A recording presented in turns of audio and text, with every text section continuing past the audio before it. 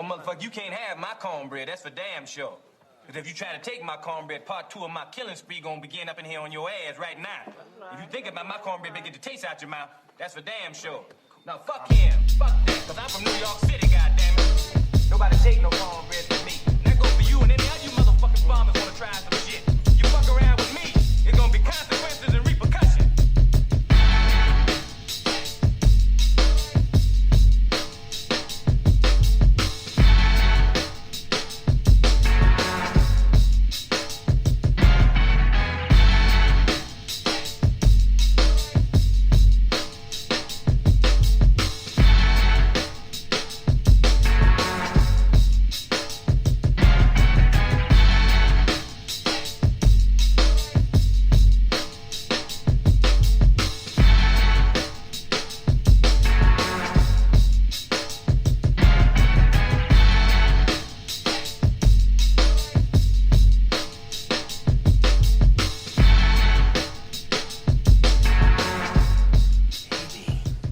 Haters gonna hate, and ain'ters gonna ain't.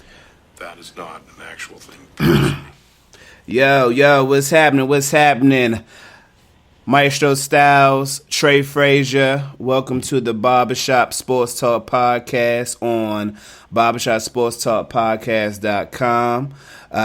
We are here another week, a monumental week of some sorts. First, I want to say follow us on Instagram at Barbershop Sports Talk Podcast.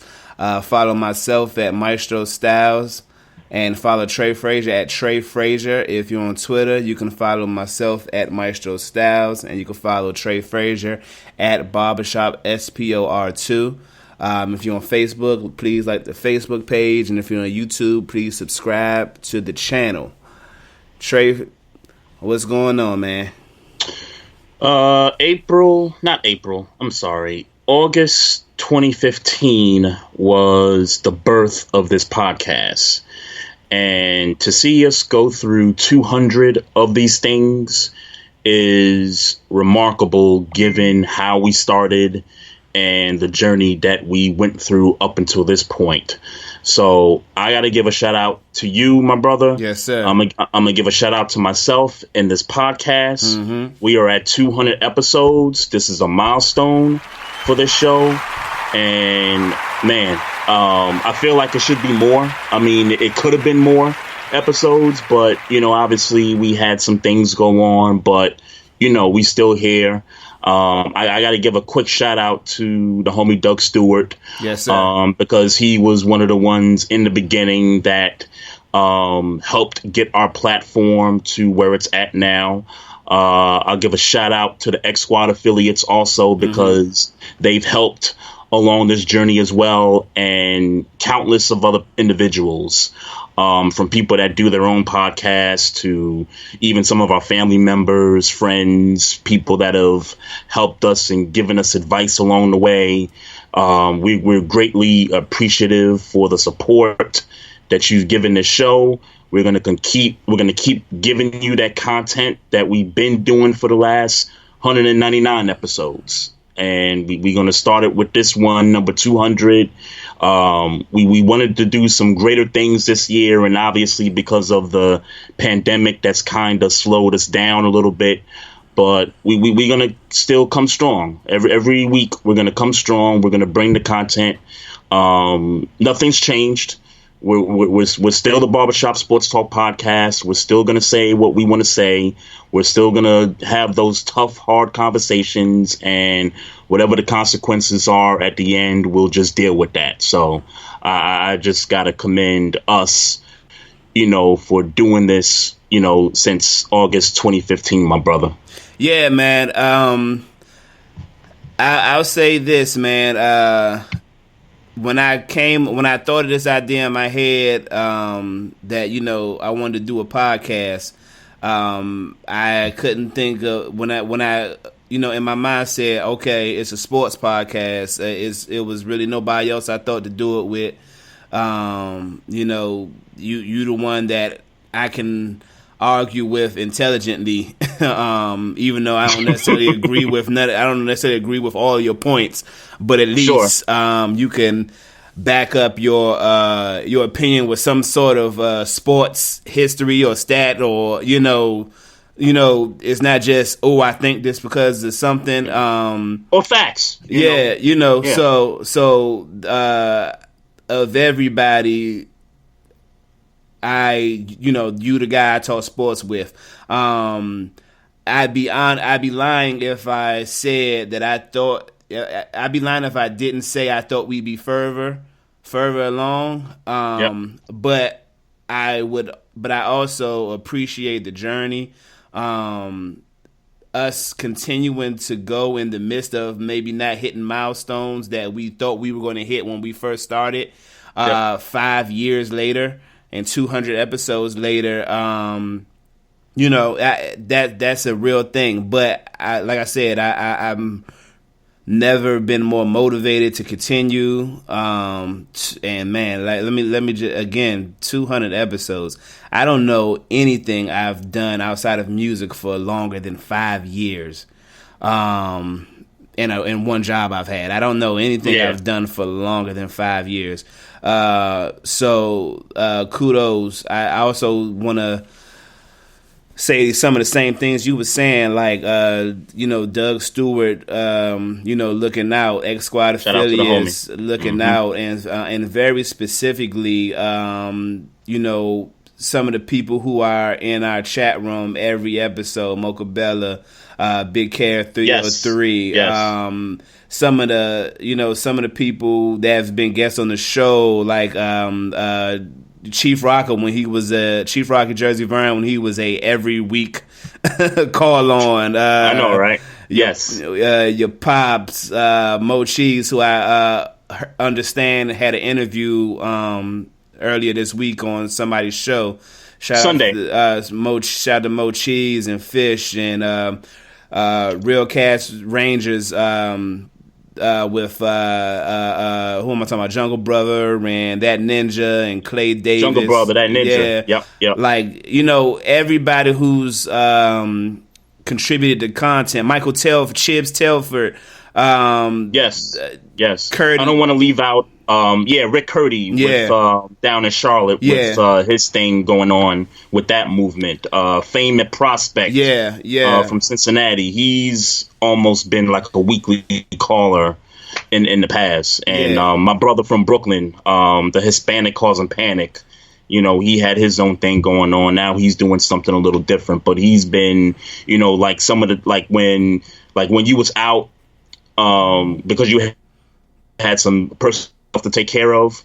There were times when he would come in and sort of kind of fill in just to kind of, talk a little bit of sports and things like that. So, I appreciate, that brother as well. Yeah. He filled in really admirably. So, man. I mean, number of people, man. ABM and I see Vince Wright is in the chat room. What's going on, Miss Mocha Better? We was just shouting y'all out. Vince Wright, yes. Yeah, man, just the numerous amount of people who have supported us through 5 years, man, 200 episodes. I can't say enough how elated I am to have support of, from some real people. And like I can't say enough, man. You, man, it's you, man. You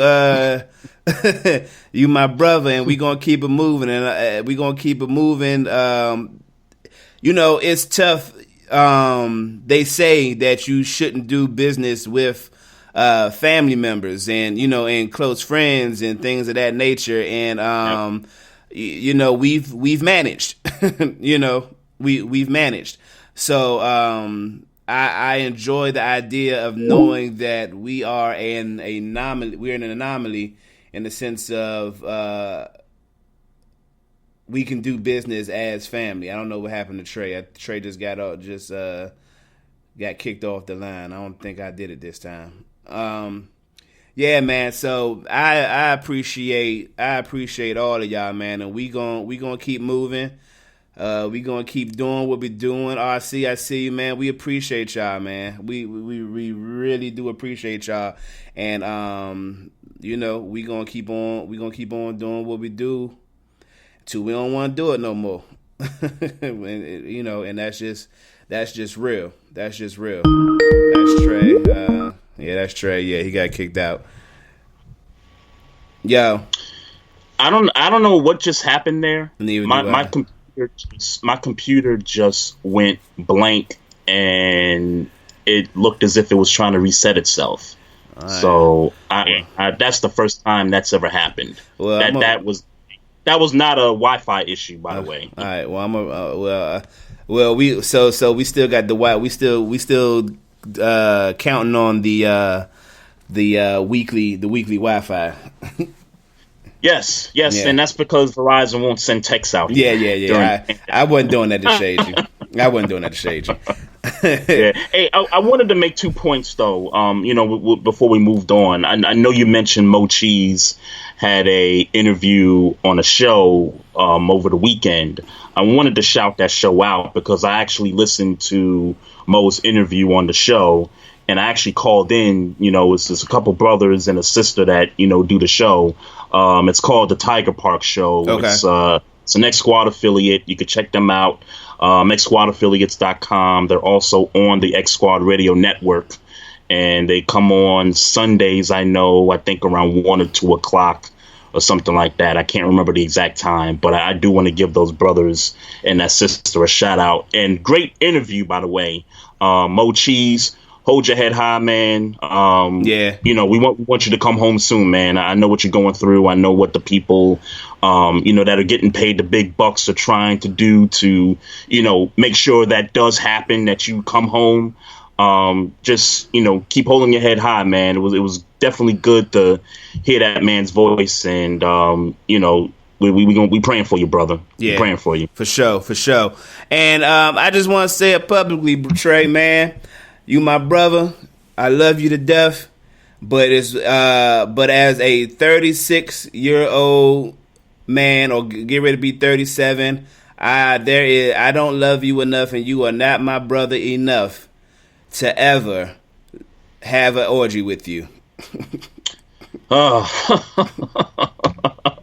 was trying to figure out where you were going there. I thought you were going to bring up some kind of Steeler Raven rivalry, even though this has a little bit to do with the Ravens. Man.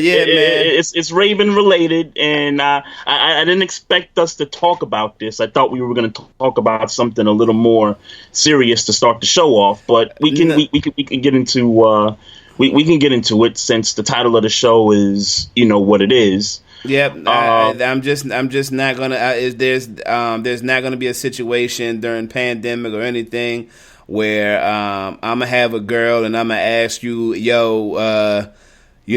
what's poppin'? Leave your family for a couple of days and let's run train on this girl. And even slightest situation, which it never be. Turn your damn GPS off on your social media platforms, man. And your Snapchat. I heard Snapchat was social media involved with this also. Yeah, social media. Cut the GPS, the geotagging, whatever it is, cut it off. Yeah. Obviously, there's issues within the Thomas family. I mean that's obvious. I don't want to get into any of the specifics or none of that stuff. I don't know that there's necessarily. I don't know if it's problems. I know that this was ignorance. Well, ignorance could be problems too. Or it could just be ignorance. Sure. Having your wife point a gun at you, man. You know what, man? That's if I'm being honest, man. And for those that don't know, if you live under a rock, Earl Thomas, left his house one day. This is all reportedly left his house one day and didn't come back. His wife wondered where he was. She had the brilliant idea of going on his Snapchat, and finding his location based on his Snapchat. She found that location, and then grabbed her homegirls and rode out. They went to said location to find Earl Thomas, his brother, and a female, according to the story that I heard, butt-ass naked. The friends of Earl Thomas's girl held the brother and the girl at knife point or knife, and the wife of Earl Thomas then held a gun to old boy's face, to Earl Thomas's face. And I guess it's funny. I don't even know how the story ended. I guess they all just went home. I don't know how this. I don't know how this. This happened. It was funny that I heard on Joe Budden's podcast when they were talking about it. They were saying that when the news covered it, they ended it with Earl Thomas will not be facing charges. And I'll be honest with you, why should he? He wasn't the one with the weapon. That's what I'm saying. That's what's funny about it. Like, why would he be facing charges? Like, nor should he be cut from the team. Yeah. And I'm not saying that because I'm a Raven fan. I'm looking at it from all angles. He shouldn't be cut. It was a family issue, or by your term, ignorance of some kind. I call it there may be some problems, within the household. Well, I'm not going to assume that. That I hope they work out, whatever that is. Yeah, I'm not going to assume that. But no, he shouldn't face any kind of punishment from the team, the league, and to be honest, this story is kind of simmered down a little bit. I don't know if you agree with me on that or not. I don't even know that it was a big story. I haven't, I've been working, so I haven't been really caught up on what's first, I haven't been watching, TV for that matter. Right. So I don't know that it's been a big story. It was just, when I heard it, I thought it was hilarious. There was no way I wasn't going to cover it. I guess because I live in the Baltimore area, so they talk about it on sports talk radio. It was on the local news. It was on all kinds of platforms here in the area. So I consumed a lot of the news, and you're right. It's not a national story, or it hasn't seemed to be a national story. I think maybe ESPN caught wind of it once, and then they just kind of left it alone after that. But in all seriousness, though, whatever the situation is between that household, whether it's good, bad, ignorance, what have you, I'm happy. I can say that I'm happy that nobody got hurt on a physical level. Yeah. When I think of stuff like this that could potentially be deadly, I think of something like what happened to the late, great Steve McNair years ago. As a matter of fact, it was almost 10 years ago, a little over 10 years ago, where he was going out with this mistress, and the story was that he was going back home to his wife. The mistress didn't like it. She spazzed out. He shot him in the head. She killed herself, and we know what happened there. I'm glad that this situation with Earl Thomas and his wife didn't get to that point. Right. So, I'll just, kind of leave it at that, that I hope whether it's good, bad, you say it's ignorance. I say they got some issues. I hope they work it out. I hope they work it out. And just to be clear, I'm not saying it is or ain't. Right. Factually, what Earl Thomas did was stupid. That's what. That's no question. Based on the facts, I'm drawing the conclusion that's not a smart thing to do. I don't know what's going on. So I won't put on the situation, family, and what's going on. I don't know that he was out there cheating because they were having issues with their marriage. He might have just been cheating because he was horny. You know what I'm saying? Right. And that has nothing to do with what was going on in their marriage. So I don't want to make it seem like I'm staying neutral in that vein because I don't know what's going on there in their family. I know what he did.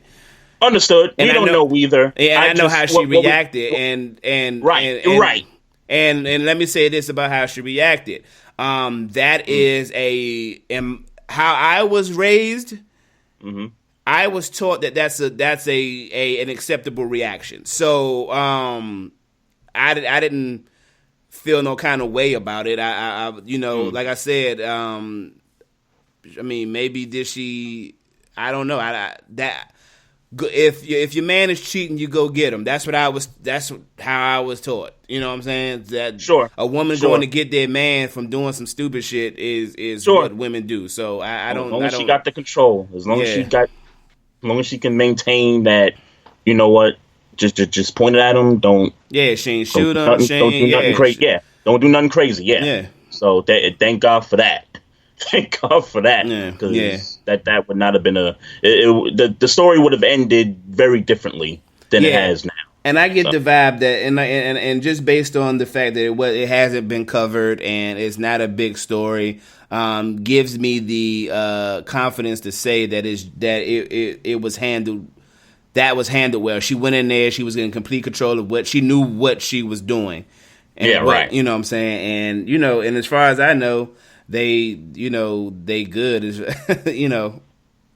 as far as I know. They just let them work it out. The Bama just back at home. let them work the issues out. Yeah. I'll say one quick point about it though, and just in regards to how the Ravens look at the situation. I'll state again, in my opinion, I don't feel like he should be cut. Let's just say they went ahead and decided, you know what, the pay ain't matching the play. This incident is just getting too much smoke. Whether a fan base wants to relate this to a Ray Rice situation, which I would disagree with totally. If they went ahead and said, you know what, we got to part ways, I wouldn't be upset one bit if it would have happened. Hold on. Who said they're gonna part ways? No. I'm saying, let's say the Ravens decided that they went ahead and let Earl Thomas go. I wouldn't have been, entirely upset about it.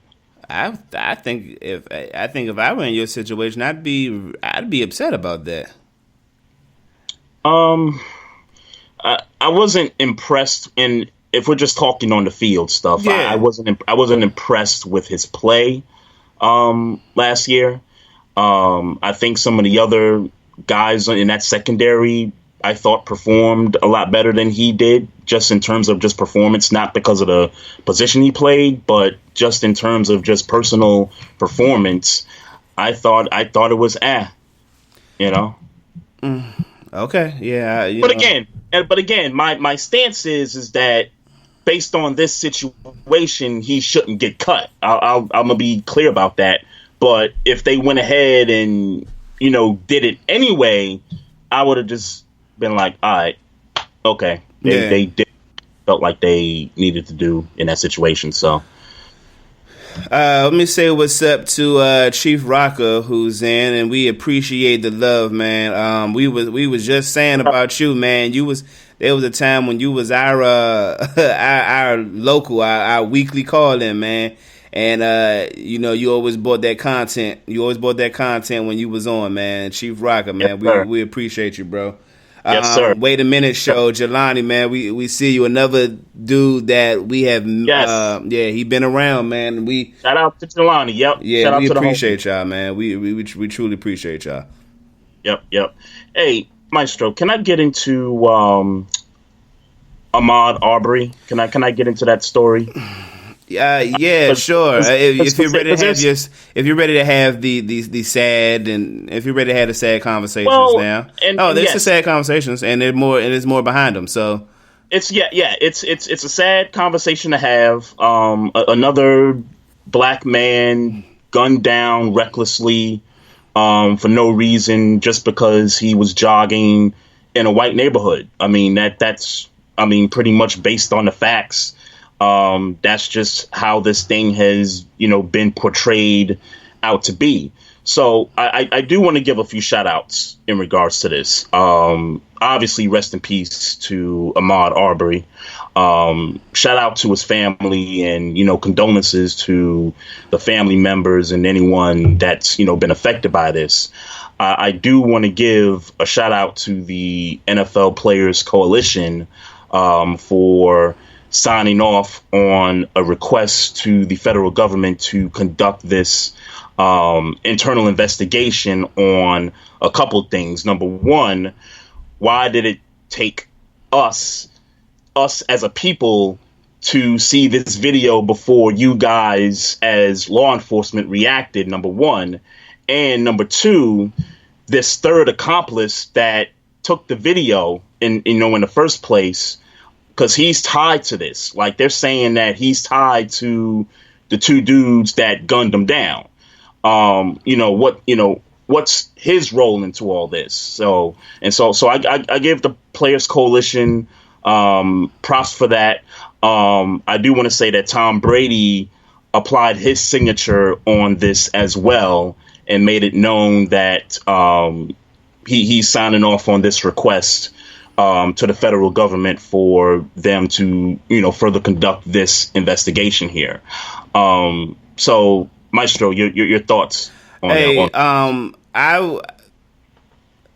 I want to speak to the. Let me first of all, rest in peace. And it wasn't just him in the past week. I don't pretend to know. There was another names. brother in Indiana. Yeah, and Yep. and then if I'm not mistaken, there was a guy in New York too. If I'm not mistaken, that's just what I heard via another podcast. So there has been other lives lost. Yes. Let me be very clear on that, and condolences to those families as well. What I want to say in regards to this specific murder, I want to encourage our people, and I feel like us on social media being outraged and demanding justice and those types, using our platforms to point out the wrong had a lot to do with why these guys were convicted.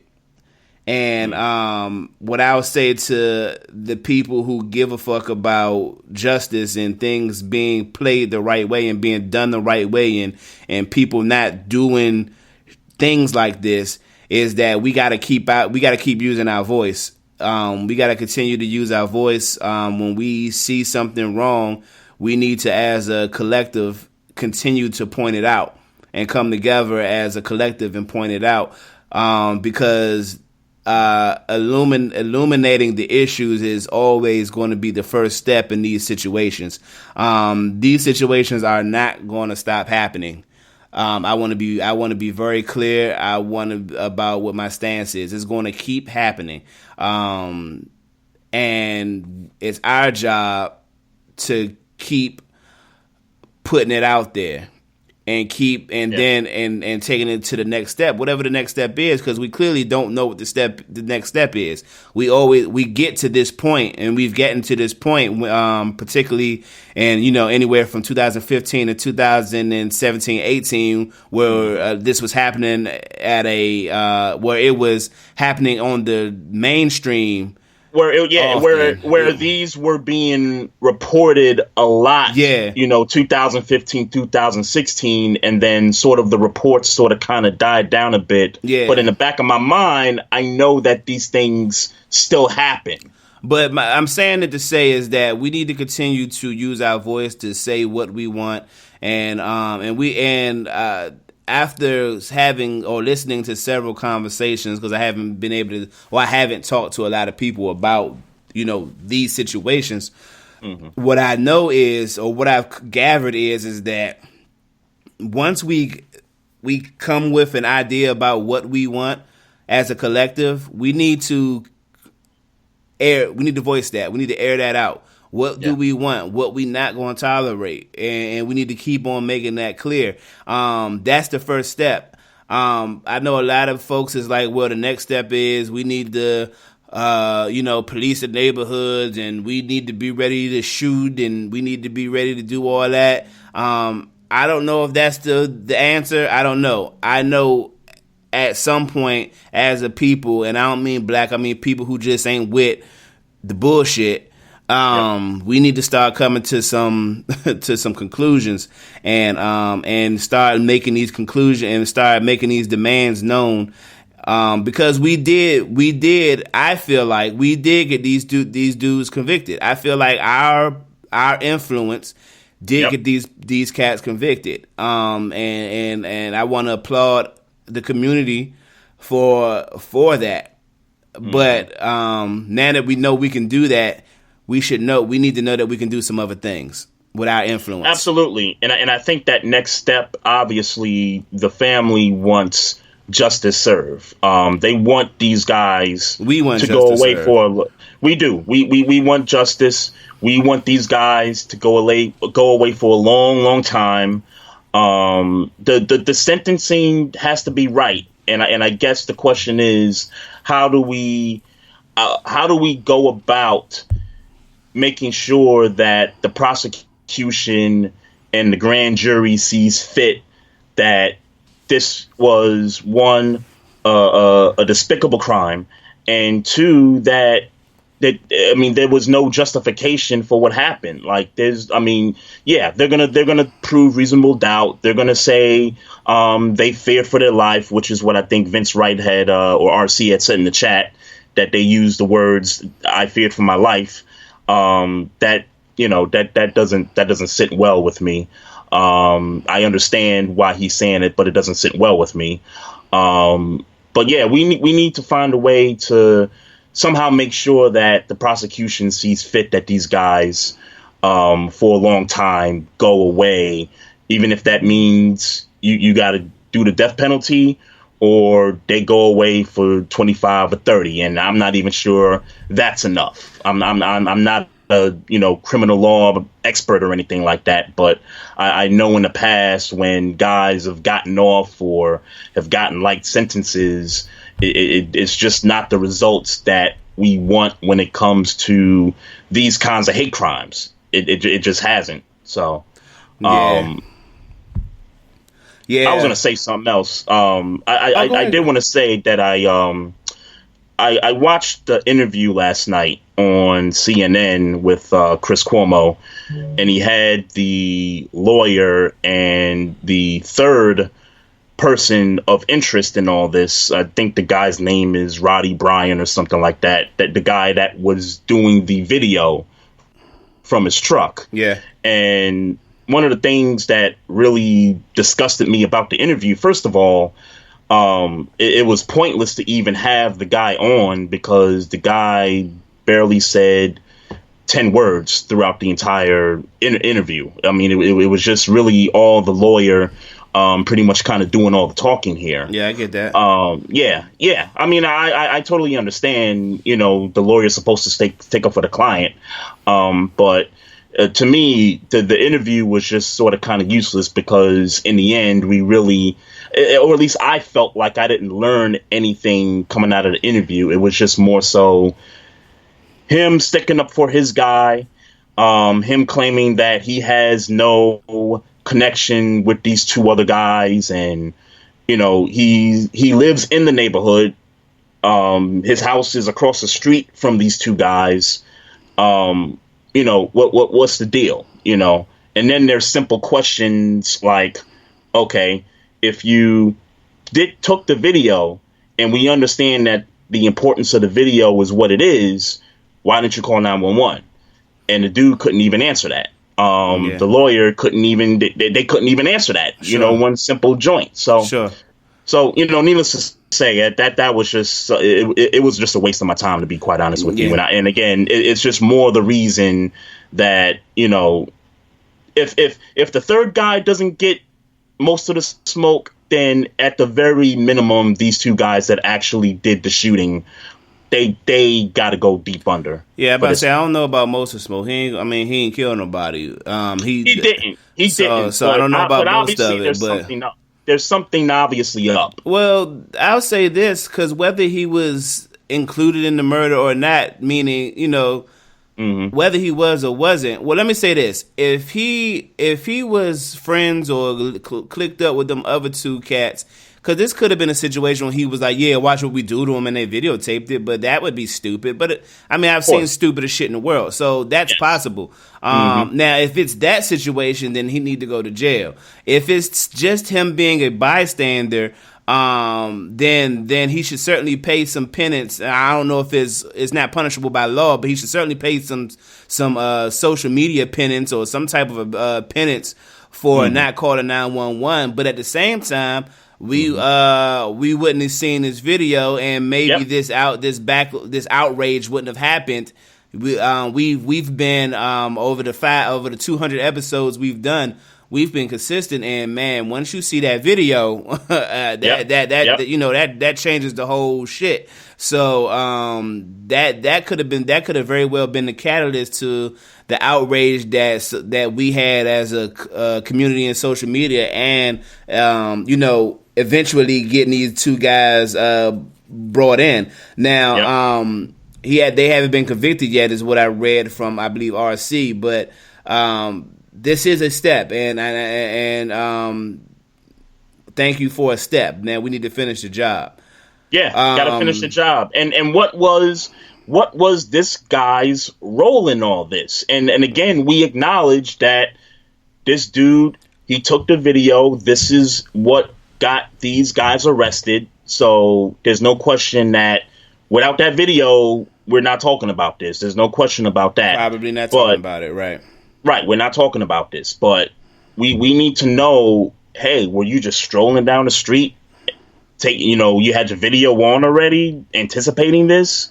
Did you pull up to the scene and it all just jumped off? Like, I want to get some answers in regards to, what this guy's role was. If he's found to not be connected to these guys, then cool. But if he has any connection to these guys in any way possible, if there's proof of that, then they got to bring that, the prosecution, they got to bring that to the table and say, hey, you may not have pulled the trigger, but you was an accessory to what happened to Mr. Arbery. So, they got to make it do what it do, man. Yeah. And again, I hope that this family gets justice, and we all hope and pray that this guy and his family gets the justice that they deserve. Facts. Let me say what's up to the Sauce Man, Professor X. What up? I didn't know that. I've seen Sauce Man. I didn't know that he was a part of the Tiger Parker show. So let me give you he is. Give you a special shout out for that interview with Mo Cheese. That's good. That's a good man right there. No doubt. Let me say what's up to. I had to scroll all the way up to remember who I was shouting out. So that's why it's taking me so long. Rough Buff, what's going on, man? We appreciate you. What up? Another A1 Day One. We appreciate you, man. Sir. Met him in person. Yeah, great dude, man. Great dude, right? Shout out to him, man. We appreciate. Like I said, man, we thankful, man. Like I want to make sure that if you leave with nothing, we thankful. We are thankful, man. Yes, much appreciated. Yeah. Hey, I want to read this tweet from Jason Whitlock of Fox Sports fame, right? So this was in response to what happened to Ahmaud Arbery last week, and obviously everybody knows, anything this man tweets, it's going to get attention and he's going to get the smoke. So this was his tweet from Jason Whitlock. He says, "This isn't helpful. It's Twitter trolling. It's using this man's tragedy to build a brand as more outspoken than Michael Jordan. There are all kinds of ways to draw attention to this tragedy. Suggesting that we are hunted every day, every time is just shit stirring." So he put that out there. I don't care. And, I don't care. Everybody went after him. LeBron went after him, surprisingly. I don't care.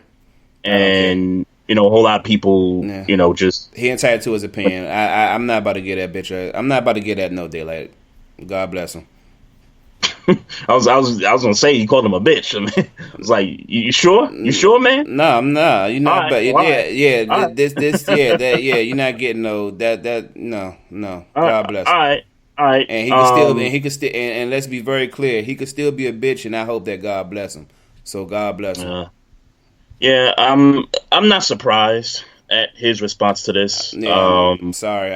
I mean, if you want to respond, sure, but I ain't got no rap for that. I ain't about to get no. Well, I really don't have much. I just wanted to kind of put that out there, and just for folks to people that listen in, people in the chat that haven't seen this yet. And I even got the tweet from LeBron. He replied. Well, actually, no. LeBron posted this first, and then Whitlock responded with what he said. But this was LeBron's tweet. He said, "We're literally hunted every day, every time we step foot outside the comfort of our homes. Can't even go for a damn jog, man. Like WTF, man. Are you kidding me? No, man, for real. Are you kidding me? I'm sorry, Ahmad. Rest in paradise, and my prayers go out to the family." So Whitlock was responding to what LeBron was saying there, and then everybody else, came in, chimed in, and gave him his much deserved smoke there. So yeah, man, I won't be doing no orgies with you, bro. Where'd that come from? Try to get it. Hey, gotta relay it back to the title. Rest in peace. I get it. Rest in peace to Andre Harrell. Rest in peace to Little Richard. Rest in peace to Betty Wright, man. And rest in peace to Roy from Siegfried and Roy. Yeah. Just to add to that list there too. I didn't know nothing about that, but yeah, rest in peace to him too. That Andre Harrell one. With respect to Betty Wright and respect to Little Richard, Andre Harrell is kind of like my the music that he was responsible for is kind of like my introduction into music. So I'm a little, being old enough to comprehend it. I mean, like Mary J, Jodeci. Mm-hmm. Yep. So him passing, man, that was a good one. That was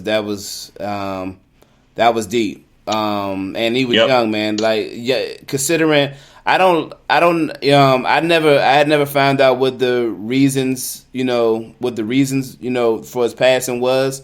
But nonetheless, man, that Bama wasn't 60 years old, man. He was 59. He wasn't 60 years old, man. He didn't make 60. A legend in the game, and you know what I'm saying? I rest in peace. Rest in peace. So sometimes we use the term coaching tree because we talk sports and stuff. Yeah. If I had to apply that to Andre Harrell, obviously, he is a great root to a very legendary musical tree. Folks, if you don't know about Andre Harrell, Google this man, and you're going to see pictures of him with Mary J. Blige, legendary R&B, the queen of R&B, Puff Daddy, gave Puff Daddy his first job. Look what that led to. That led to Bad Boy Records. That led to one of the greatest MCs in hip-hop history. That led to a lot of classic hits, for Bad Boy. Jodeci, Al B. Shore, Teddy Riley, New Jack Swing. Heavy D. It led to a lot of legendary artists that did not just music for themselves, but music for other artists coming up, at that time, and even years into the future at that time. I do want to say this too also. He was executive producer of that show New York Undercover back in the day. Those scenes at Natalie's where they play music, he was the influence behind that. Yeah. So I just want to put that out there and, let folks understand how impactful this guy was, not just in music, but in just other genres of entertainment. Yeah. Definitely rest in peace. Rest in peace. And rest in peace to Roy Horn, Mocha Bella puts in the chat room. So, Yeah, from Siegfried and Roy. Yep. Oh, okay, Yep. Gotcha. Okay, I didn't know who that was. I couldn't remember his last name. I didn't even know who he was. I didn't even know he passed. So, but yeah, definitely for certain, rest in peace. So, getting into some sports. So apparently, it got out. I guess Sunday. I think it was Sunday where I saw this, that Gary Myers, who was an NFL columnist, reported that amongst the many reasons that Tom Brady left the Patriots, a big reason was Tom Brady's relationship with Josh McDaniels had soured in some sense, i.e. that Tom Brady wanted more input in game planning, and Josh McDaniels wasn't necessarily with all that. And I do want to say, in Tom Brady's defense, he's come out and said, nah, we cool, this, that, and the third. But are you buying that Josh McDaniels had anything to do with him leaving? And it's obviously we're playing the speculation game. Me personally, before you give your opinion, I'm still a fan of the theory that him and Bill Belichick's relationship is soured, and that's what's happening. Yep. But this is just another chapter in the story of that great Tom Brady documentary that's going to come out 20 years from now. Yeah, kind of like The Last Dance with these Bulls, right? Right. That's what we're expecting, right? Right. So I think this is a piece of it. I don't think this is the number one bullet on why Brady left New England. I think obviously we talk about him and Belichick's relationship, and I think the one thing, and I brought this up I think a couple weeks ago, I think that Super Bowl against Philly, the one they lost, where Malcolm Butler did not play at all. Yeah. Belichick benched him pretty much the entire game. Yeah. I think the night before, I think that decision was made. And that had Brady like, really? You benching this guy? We need this guy in the Super Bowl. We need him playing on the field. So I think it started there, and then it just kind of trickled on down the rest of the way. Now, Josh McDaniels has had a couple of stints with the Patriots, if I'm not mistaken, because he took the Denver job, right in the middle, of kind of his tenure there. He was there for a few years, got the Denver job, and then he came back to the Patriots to run the offense again. I could see a situation where that relationship is kind of soured also. It's been a long time. It's been at least over 10 years since, or at least a 10-year stretch where him and Brady have had this relationship, and things have just didn't go well. Now, if you want to point to last season and how inept they've looked at times offensively, yeah, I could totally see Brady being like, all right, McDaniels, we just not rocking right now. And granted it's not McDaniels' fault in terms of the talent that comes in and out year in, year out. That's on Belichick. But in terms of McDaniels' job description, his description is to put the players in the best position to win, because obviously your boss does the same thing for the entire team. So I would assume that you as the OC do the same thing. If these guys aren't great at certain things, then you don't put them in those kind of situations. And I think that there were moments last season where there were guys that were out of place. Yeah. How much stock do you put into Josh McDaniels not allowing Brady to put having input into the game plans, and that being the issue? I don't buy it. I'll be honest with you. I don't believe it. For a veteran like Tom Brady to not have input at the age of 40-something, and he's been giving input to guys, like, there's a reason why every time you watch a Patriots game, they're always panning the camera to Tom Brady. What's he doing on the bench? Who's he talking to? what's the receivers he's chatting with, who's the OC, and what are they talking about. I don't buy for 1 second that Josh McDaniels all of a sudden doesn't want Tom Brady's input. I just don't buy that. Well, maybe he was. I mean, do you buy the idea that he was never giving input? That he was never giving input? No, I don't buy that. You don't think he was ever giving it? I mean, you're. I think Brady was giving input. Okay. I think he is. The reason I say that is because every Patriots game, that camera is always showing that sideline whenever they're not on the field. You're always seeing Brady with a plan in his hand. You're always seeing him talk to receivers. You're always seeing him talk to, whether it's Bill O'Brien when he was there, whether it was Josh McDaniels or whoever the OC was at that time. He was conversating with these guys. So I just don't believe that all of a sudden Josh McDaniels bumped his head and said, I don't want to take input from this guy, or that it never was a situation where he never. Now, Josh McDaniels might have said, you know what, Brady, I disagree with that, so I'm just going to do what I do. I could see something like that happening, but not to the point to where you're trying to silence Tom Brady from giving his input. Yeah. I hear you. I got a little sidetracked while you was talking. It was good. Well, it's not a problem. We about to take it a little old school. Microwave is calling. I'm going to throw him on speakerphone. Okay. We on the 200th episode. We gotta show love. Oh goddamn. So yeah, we gonna show love. Yo, Microwave. What's up, fellas? What's popping, man? What's going on? Not much, man. Good. I'm off today, man. So I finally get a chance to call in, man. I know you said you ain't have it set up, but I had to call in, man. Show love to my folks. Yeah, man. We appreciate it for sure. We appreciate it, you, bro. What's going on with you, man? It's been a long time, man. Yeah, I mean, I'm chilling. Same old. I guess you can call me one of them hero workers because I work in the warehouse and we supply the grocery store. So I'm still working 6 days a week while most folks is waiting to get up out the house. I'm waiting for them to shut me down so I can sit in the house for a couple weeks, Yeah. But it's all good, though.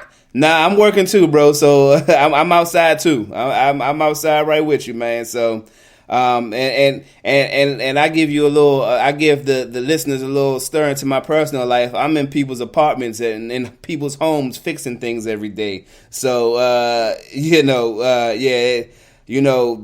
got to deal with people who got to stay home and they breaking shit. And it's definitely a little. It's definitely.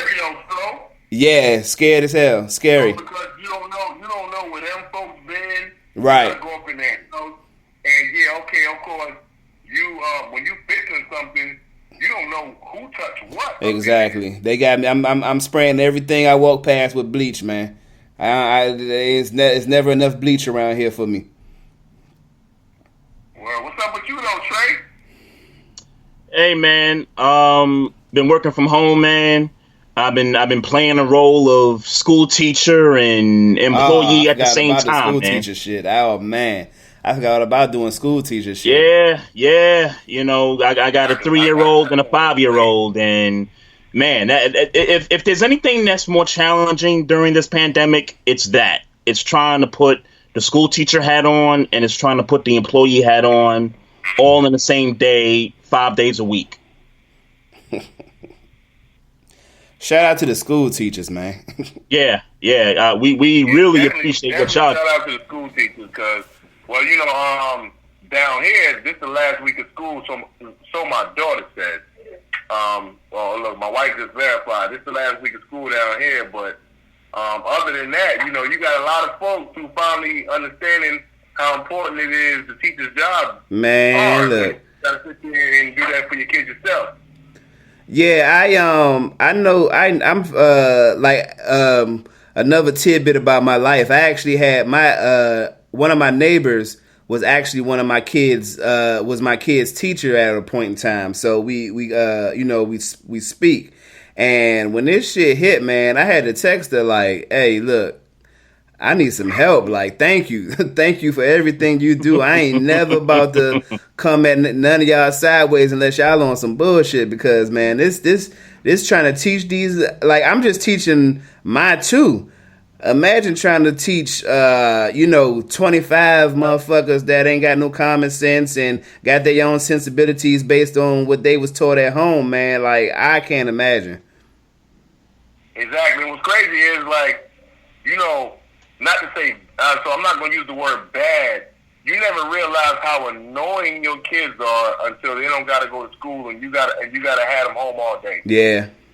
Yeah. Especially when they got siblings and they get to interacting with each other, and Daddy, can you tell her to leave me alone? Daddy, can you tell him to leave me alone? And Daddy this, Daddy that. Is like, oh man. Wait. Daddy about to go to work. So, Yeah. Y'all had to handle that. I ain't gonna. Hey, Fish, I ain't gonna lie to you, man. I'm over that. They don't even come to me. They swap it out. They even if they can't talk it out, they swap it out. And if I hear somebody crying, that's when I know to go see what's going on. I put them in their area and I tell them, tear it up. I don't care what you do. Just come out for dinner time. You got to come in there and play referee. Nah, I don't even play referee. Their older sister do that now. Hey, but real talk, though, fellas. I want to call and talk some sports with y'all because, obviously the elephant in the room, well, we got the pandemic going on, but, as far as the NFL draft goes, I've been receiving a lot of criticism on the draft of my Philadelphia Eagles. So, I haven't had much time to see what you guys had to say about it. But, Well, I'll tell you about your Eagles. And trust me, I don't know nothing. You know me. I ain't about all the college. I know y'all drafted Jalen Hurts, and I'm gonna tell you, I like the pick. I like the pickup. I don't like what some of the stories I've read about the speculation on how they're gonna deal with Jalen Hurts. Don't tell me you're going to turn him into a running back. That is some of the most disrespectful shit I've heard. And I don't want to see no 2-quarterback system. Either you're going to train him up and see what he do as a quarterback, and and put him in that competition, or you know what I'm saying, you job wasted a draft pick. But don't tell me, I don't want to hear nothing about no 2-quarterback system, and I don't want to hear that, damn sure don't want to hear nothing about Jalen Hurts running the ball. Yeah, I agree with that, Maestro. To a certain degree, because I feel like Jalen Hurts gives another dimension that defense is going to have to prepare for. Number one, number two, in third and inches, fourth and inches, and we decide to go for it. I don't know if there's a better option out there than Jalen Hurts understanding what the opportunities run football. Not to mention the fact. We had to finish that playoff. Josh McDaniels. Well, I tell you this: if that's the situation, no, I'm saying if that's the situation you're thinking about, I hope that he is ready to throw that ball, because they prepare for the run. Any smart defense is prepared for the run. And I think that's the part that I said. Whereas other defenses are going to have to try to prepare for. How is Philadelphia going to use him? Are they only going to use him on third and short, fourth and short? What if it's 3rd and 3? Do we put him in there and give him the option to throw the football? And also, when you look at the receivers you draft, now I wasn't necessarily like I never knew nothing about the guy until we drafted him. I had to go and do some research on him. Mm-hmm. And he's okay, but however. When I look at who else they drafted, we drafted 3 receivers. Two of them are 4-4-3. One of them is 4-3-4. And we're trying to build, imitation is the best form of flattery. And we know that Doug Peterson is an Andy Reid. Yeah. He's trying to build his offense the same way Andy Reid is, whereas you got a track team of wide receivers. Marquise Goodwin. He got a track team of wide receivers right now. Mm-hmm. You got a dominant tight end. You got a shifty running back who can catch the ball out of the backfield. So I believe they're trying to build it off in the same way. Now, as far as the Jalen Hurts pick goes, one thing that I do know, and I think it's only came about since we won the Super Bowl, is that Philadelphia values the backup quarterback role as a top 10 position in the offense, or actually on the team. So forget offense, defense. They value the backup quarterback as a top 10 position on the roster. And be that as it may, we can question it all we want, but we won a Super Bowl with a backup quarterback. So I can understand why they say, well, hey, we value the backup quarterback so much that if Jalen Hurts happened to fall in our lap in the second round, we're going to draft him. We didn't trade up to get him. We just straight up drafted him. Except Andy Reid never drafted a quarterback to play wide receiver. That's the big difference there, or running back. But Fish, let me say this though. I'm on the side of these guys don't trust the health of Carson Wentz, because otherwise, I feel like y'all could have gotten one of these receivers, which was a very deep draft at that position. You let go of Nelson Aguilar; he's not there no more. Deshaun Jackson. I don't know how much, healthy he's going to be when he comes back. And really at the receiver spot, that's really y'all hole right now. And I don't feel like y'all really addressed it. Now, y'all did get the kid in the first round. I did see that. My problem with it was that he wasn't the best receiver at that point when y'all made that pick. So I'm on the side where they don't trust Carson Wentz's health. They got Jalen Hurts for insurance. They value the backup role, like Maestro said earlier. I think that's what they're going with. Because I can't imagine why they he just dropped the bomb on me when he said that they value the backup quarterback as like the 10th most important role on the team. That sounds like without me on the top of my head thinking about the top 10 priority positions on a football team. I'm not thinking about the backup quarterback. I'm not thinking about the backup quarterback over I'm not. A whole bunch of weapons on offense and defense at skill position. Which makes me think that they drafted him because this guy, Wentz, at some point is going to get hurt. And so Jalen Hurts comes in and takes over for him. And if it turns out that Jalen Hurts sets the world on fire, then guess what? They're going to roll with Jalen Hurts for the foreseeable future. Now, here's what I think the alternative could be. Let's say Carson Wentz does prove that he can stay healthy for 16 games and actually play some playoff games. After 2 years, if he does that successfully, then maybe the Eagles think about, you know what? Carson proved us right. Let's go ahead and maybe put a package together to another team looking for, a potential starting quarterback, and we could put Jalen Hurts in a trade somewhere else. I could see that. Then you wasted a draft pick. But then if that's the case, you wasted a draft pick. And exactly. then the other thing for me is you already paid Carson Wentz. I know you're not talking. You already talking about a possible successor. Now, Maestro, I'm gonna say this. Now, I can't hear what Trey's saying. He's in and out to me, but I'll say this: have you heard Carson Wentz speak about his concussion? No. The dude sound like Andrew Luck, man. The dude sound like Andrew Luck, and at any given time, if he catches another one, it's a possibility he may retire. He's saying that it's very scary because your brain's all shook up, and you only get one brain. And in this era, being that we paid him already, is what I'm saying is, in this era of guys who retire at ages that you wouldn't expect them to, the Eagles are just preparing themselves to say, well, hey, look, man, if Carson gets another head injury, he might mess around and retire on us and take his $109 million, smiling and walk away. And then what are we going to do? So in the meantime, being that Jalen was a second round pick, we got him for 4 years. Yeah, we got him for 4 years on his rookie contract. If Carson can't stay healthy or decides that he doesn't want to play the game anymore, then I think that we have the best succession plan that we could have, considering everything that went on in the draft. And I understand it's kind of wild to consider. Well, hey, why would they consider the backup quarterback a top 10 position? Well, it's probably only because you're only one hit away, one play away. Yeah. Every team is only one play away from their quarterback having to take a step back, whether it's 3 games, 4 games, whether it's a quarter or two, or whether it's, the rest of the season. We saw the Saints, Drew Brees, luckily they had Teddy Bridgewater, who went 5-0 last year while Drew Brees was out. So the backup quarterback, I think, is starting.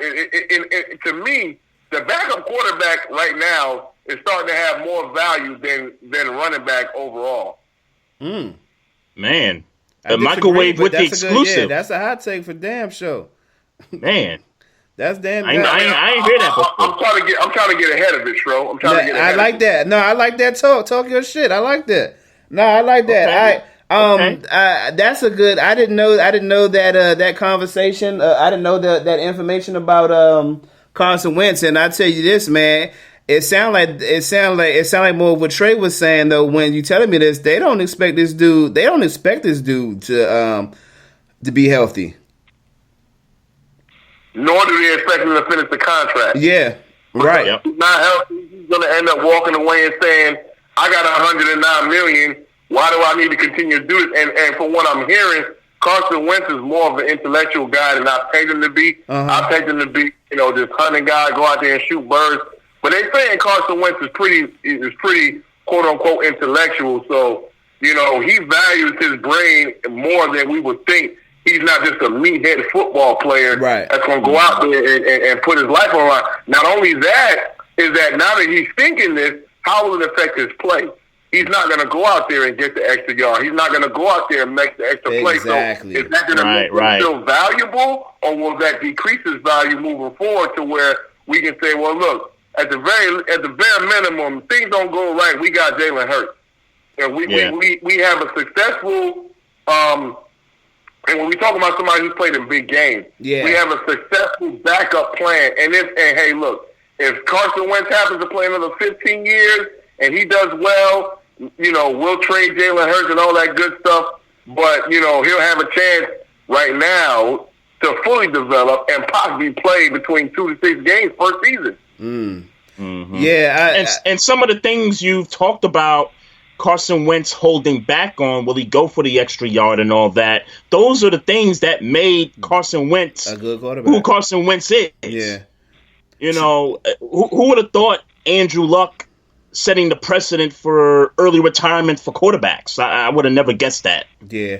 Trey, I don't know. I know Fish was saying he couldn't hear you a lot, Trey, but Trey was basically saying that those things, what we consider to be meathead plays by quarterbacks, those are some of the things that brought the value to Carson Wentz as a player. So if he's going to stop doing those types of things, then it's like, all right, well, is this guy really that guy anymore? Exactly, and that's why I'm saying at that point in time, it's not a bad idea to have Jalen Hurts. You convinced me, man. I ain't gonna lie to you. You convinced me, man. I'm this exclusive. Yeah, you convinced me, man. Jalen Hurts, and I go even further to say, man, I think Jalen Hurts is going to be the starting quarterback for this team soon. Maybe not next year, and maybe not the year after that, but that year 3, we might be looking at a new franchise quarterback in Philly. Hey, we might be, and I love Carson Wentz, but I ain't mad at it. And while I'm ahead, and you said what you just said, I'm gonna go ahead and quit while I'm ahead, man. Love y'all boys. I got my ears on. Glad to be listening to y'all. You know what I'm saying? Where I can interact in the chat room and everything. So I'm gonna fall back to the chat room, man. And y'all boys be easy. All right, man. Hey, I had a question for Fish. He hung up. Yeah, he gonna say can't hear you. Oh, okay. Yeah, that's okay. That's right. I just had one more question for him. I kind of wanted him to give us a Mochi's update, but that's cool. Yeah, that's cool. Appreciate the microwave, John Fisher calling in, giving us some Eagles talk, and that was pretty exclusive what he said, man. I never heard that was a good take. Any of that talk. Yeah, that was a good take. Yeah. Let me say what's up to DJ Period. Let me say what's up to Melvin and the mayor. I think that's everybody. Oh, what up, homie? Yeah. So, yeah, man, we getting a little love on 200th, man. We appreciate y'all, man. We definitely appreciate y'all. Tell me, do you know anything about Zion Williamson's scandal that's brewing? I don't know anything about it. Now, I did see some headlines that they wanted him to admit that his parents took money or something like that. Right. Okay, yeah. That's to the extent of it. I have no idea what that, story is in relation to, or, the details. I would love to know why they think Zion Williamson is going to say, oh, yeah, we took illegal gifts or whatever they call it now. That he took illegal money and took money and gifts that he wasn't supposed to take. Why would he do that? Why would he? Yeah, there's no reason for that. Yeah, I'll leave it. I'll leave it there. I can't imagine Zion Williamson, saying, "All right, this is the time for me to snitch on myself and my family." Right. Yeah, and to be honest, once that happens, where he tells whoever, "Hey, this didn't happen." If those people want to start an investigation, then go ahead and start the investigation. Sure. And let's bring the smoke.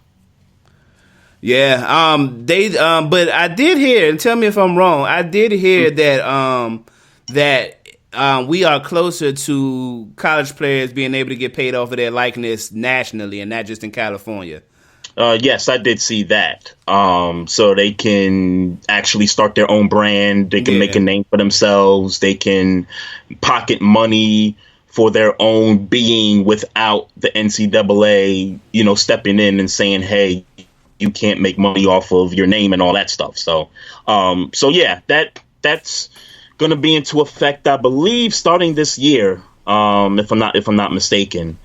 So that's good for the players, obviously, and as corrupt as we know the NCAA to be, I do think that there is some kind of, or there will be some kind of fine print by the NCAA to kind of manage how much money these kids are making off of the brand. Because of course they gotta figure out some way to make some money off the money that they make. Of course, big facts. So. Jordan Doc, episodes 7 and 8. We got 9 and 10 left. Yes, sir. I'm gonna just go ahead and say, and I'm gonna just go ahead and get this out the way. I believe this was in episode 8 when they covered the Seattle Supersonics versus the Bulls in the 96 finals. I believe it was episode 8. Hey, look, I ain't gonna lie to you. I was a big Gary Payton fan in them days. I think anybody from the DMV area was big Gary Payton fans. I did one because of the gloves. I even, and a lot of people don't know this, the first shoe that Gary Payton was wearing before the glove signature shoe came out was the Nike Air Hawk Flights. And the reason why I remember the Nike Air Hawk Flights is because and this is a DMV thing, the black and lime green Reggie Millers came out that same year that those black and blue Nike Hawk Flights came out. Now, I couldn't afford the Reggie Millers that everybody in the DMV had. So my first year in high school, while everybody was wearing those Reggie Millers, including my uncle, I was wearing the Gary Payton Nike Air Hawk Flights. So that's my. So when I realized Gary Payton was wearing them, it made me, pay more attention to his game. I eventually became a fan of Gary Payton. And in the DMV, and let me guess, y'all rocked the black socks with the black and lime Reggie Millers. Nah, not really. I mean, it would not necessarily. I'm sure people did it, but that wasn't a thing. No. But to the love of Gary Payton. And I saw somebody tweet this Sunday, and I was like, damn, he wasn't lying. The very first Gary Payton gloves in DC, we used to cut the glove out of the shoe and rock the shoe as it was without the glove on it. And it got to a point where when Nike released their second pair of gloves, they used to come out with replaceable skins. So I like to think that the DMV showed Nike a whole new thing to do with their shoes, where you could take off skins and put on brand new skins. Because in the DMV, you cut your shoe out of the skin and rock them just like that after a while of wearing them the regular way. So that just a little DMV tale. I was a big Gary Payton fan. With that being said, Jordan laughing Gary Payton out, I ain't fuck with that. I ain't like it. I feel he says that Gary Payton didn't give him no trouble in games. I guess that was 3 and 4.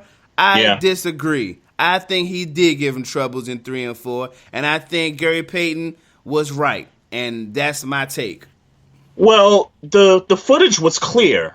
Gary Payton roughed them up quite a bit, particularly Game 4. Don't know so much about Game 5, but Game 4 in particular, he roughed them up pretty well. Here's what you got to understand about Jordan, and I'm sure you know already, and folks listening and already know.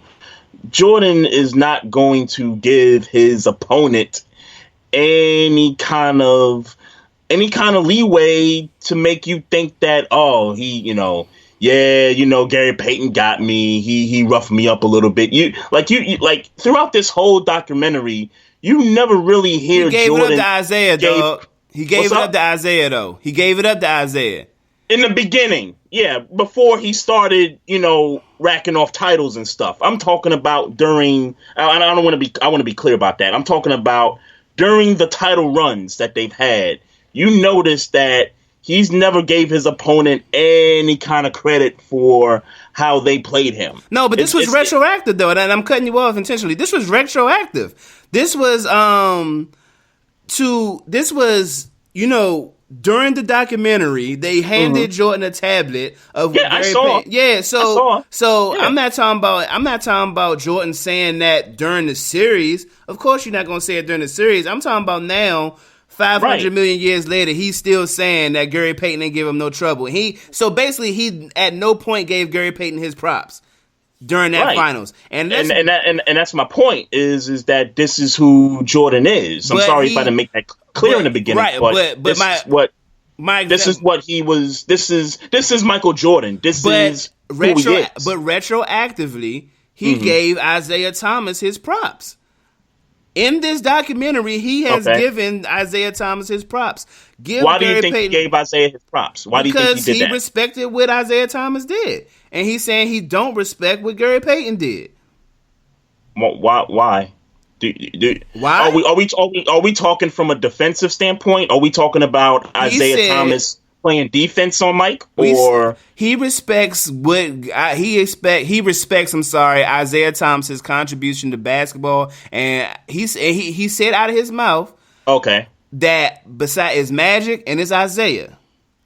I remember hearing that, and that's facts. By the way, I'm not saying that that's not facts. I'm just saying retroactively, 500 million years later. He gave Isaiah Thomas his props for his contribution to the game and how he played against Jordan. Right. So now my question is, why do you think he gave his respect retroactively to Isaiah and not retroactively to Gary Payton? I don't know. That's what I have a problem with. So I'm saying he needed to give Gary Payton his props and stop hating. I feel like, and I could be wrong. Of course, I could be wrong. This could and I tweeted it. This could very well be Gary Payton bias. I love Gary Payton. Let's be very clear about that. Gary Payton is respected throughout NBA circles. Gary Payton is a Hall of Famer, but apparently not the Michael Jordan. In that series, he didn't have his respect. Well, I'm gonna take a guess. I'm gonna take a guess at why he just kind of laughed at Gary Payton.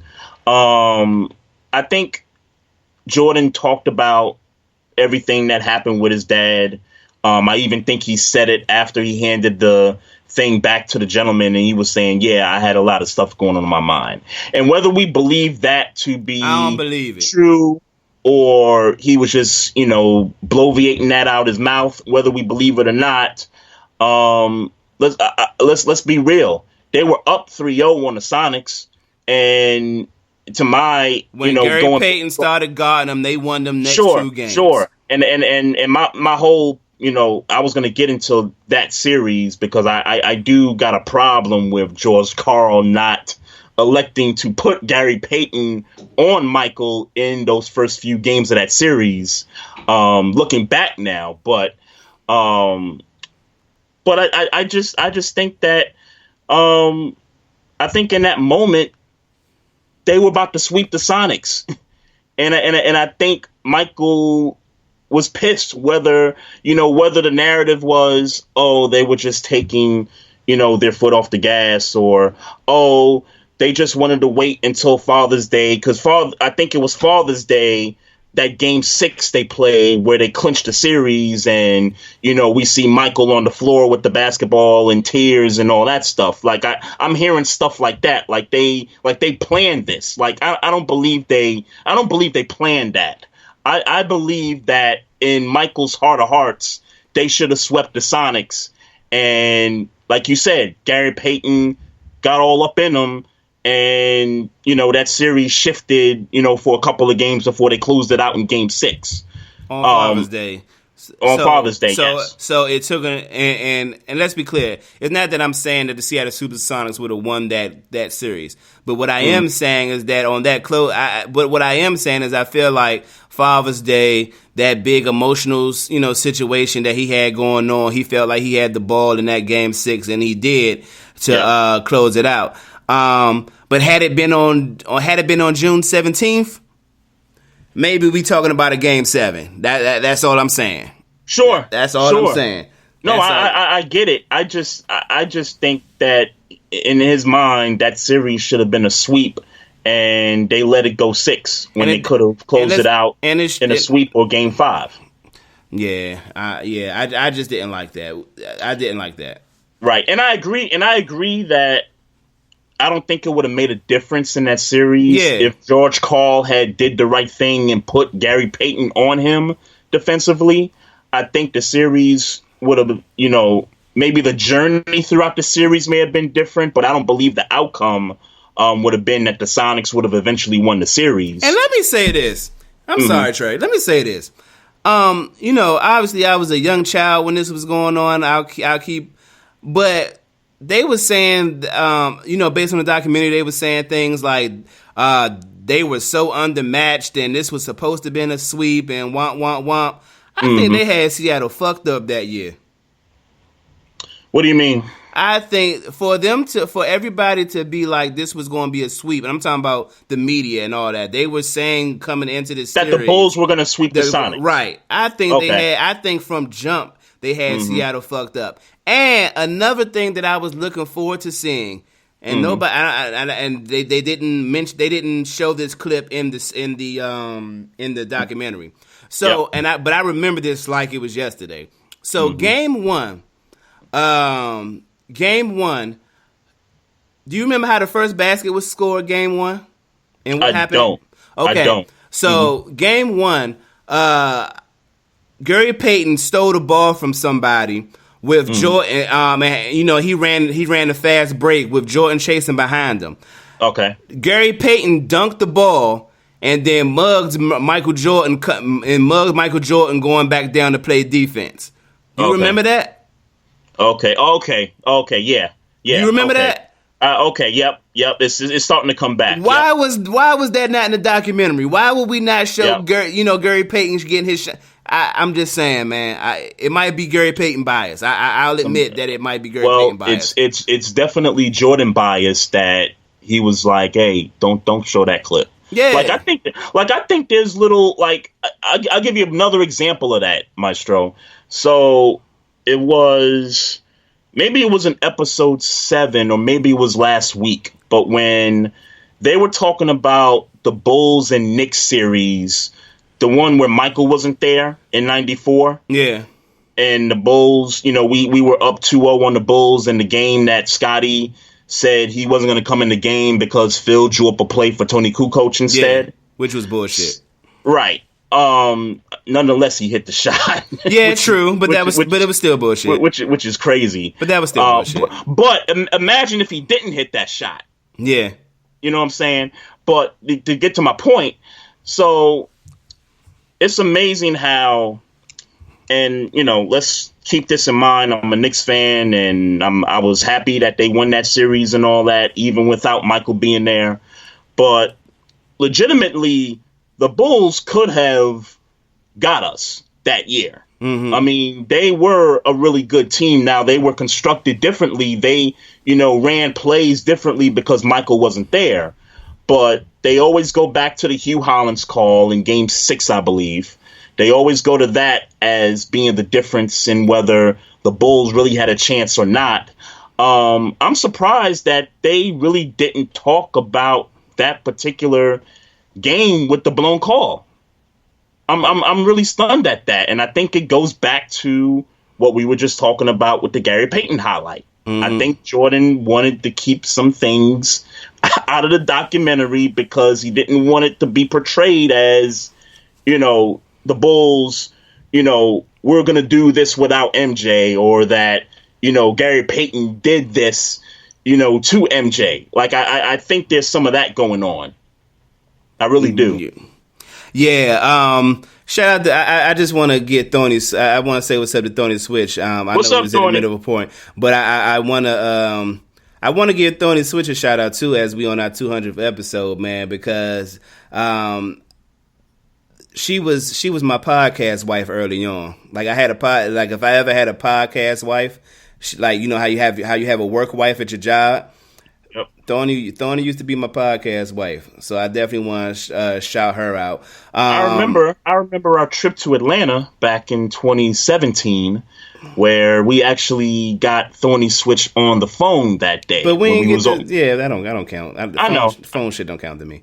But you just messed up the whole memery. But that's okay. I'm sorry. No, have your memory. That was our drink champs episode though, man. We called that our drink champs episode. Yeah, I was memorable. Ripped. Yeah, I was Maybe ripped. not. I'm sorry. I'm sorry. No, I remember everything. You remember the Waffle House chick then too. So I remember what happened. I don't remember what she looked like. I mean, I don't remember what she looked like too. Yeah, but I remember the situation. I just know that she was out for blood, but oh shit. but and Rough Buff, if Rough Buff's still in the chat, he would definitely attest to that because he was all over that situation that night. That was one crazy night. But go ahead. Yeah. Shout out to Thorny Switch. So getting back to the Jordan documentary, and you talked about it briefly. Look, listen here, man. The disrespect for she said I left her for a white girl. And God bless the white women. And still God bless hashtag. It's still hashtag God bless the white women. But I wouldn't leave you for a white girl. Stop that. You left me. You left me because you didn't want to share with the white girl. Yeah, Phil was on bullshit, bro. And the disrespect for Scottie Pippen is crazy. Listen here. I'm glad he made the shot. Tony, I'm glad Tony made the shot, and I wasn't. I'm sure. Go ahead. But I'm glad that all that happened for them, and and that was great. But that was some bullshit. Who the fuck do you think you are, Phil Jackson? After Scottie Pippen watched you time and time again give that shot to the best player on your basketball team, and here we are. Now, Scottie Pippen, here I am, best basketball player on your team, and you give it to the Croatian dude. And you know what Phil would tell you? And I would totally disagree with him. I got rings. I'm the greatest. So does Scottie Pippen. What are you talking about? What are you talking about? That's what Phil would say. And I would totally disagree with everything he said. I'm gonna say it, and I'm gonna say this, and I mean it. I'm not mad at Pippen for sitting down. So what? Kiss my ass. And the other crazy thing about that too, right? Because that was a tie game when that play was drawn up. So imagine had Kukoc missed that shot, that game goes into overtime. Does Pippen go back on the floor for overtime? That's a good question, I think. We won't know, but I think he would have. But right then and there, that's how we going? Nah. You go do this for yourself. You can go do this for yourself. And then even more than that, that was the only person you had that could inbound the ball. You had to have Scotty inbound the ball like he wasn't your best player. Yeah, that was disrespect. Yeah, it was disrespect. Respectful. I don't like it. I don't respect it, and I support Scottie Pippen. And I don't care how much Bill Cartwright wants to cry and get Scottie Pippen to cry, and I don't care about all that. And then the explanation for why they drew the play up the way they drew the play up. Do you remember the explanation? I don't. So they said that throughout that season, Tony Kukoc had hit that shot numerous times, and then had games where he was in the right spot, he caught the ball in his spot, and he would drill those shots. I get it. Some of the best 3-point shooters of all time have had games like that. But at the end of the day, if that dude is not the number one option, I'm not drawing up a play for a dude whose strength is just 3-point shots. I'm not doing that in the clutch. I'm just not going to do that. Yeah, that's no, I don't like it. And I don't like it either. And it was refreshing to see Scottie Pippen dunk on Ewing again. That was refreshing. Well, all right. Since you brought it up, because I thought the series that I just talked about, the Bulls and Knicks in '94, that series, and we won that series, but it was just well, actually, no, not that series. I take that back. So. They highlighted the Magic series, right? The series where Michael came back later that season, and they lost in the second round to the Magic. Yeah.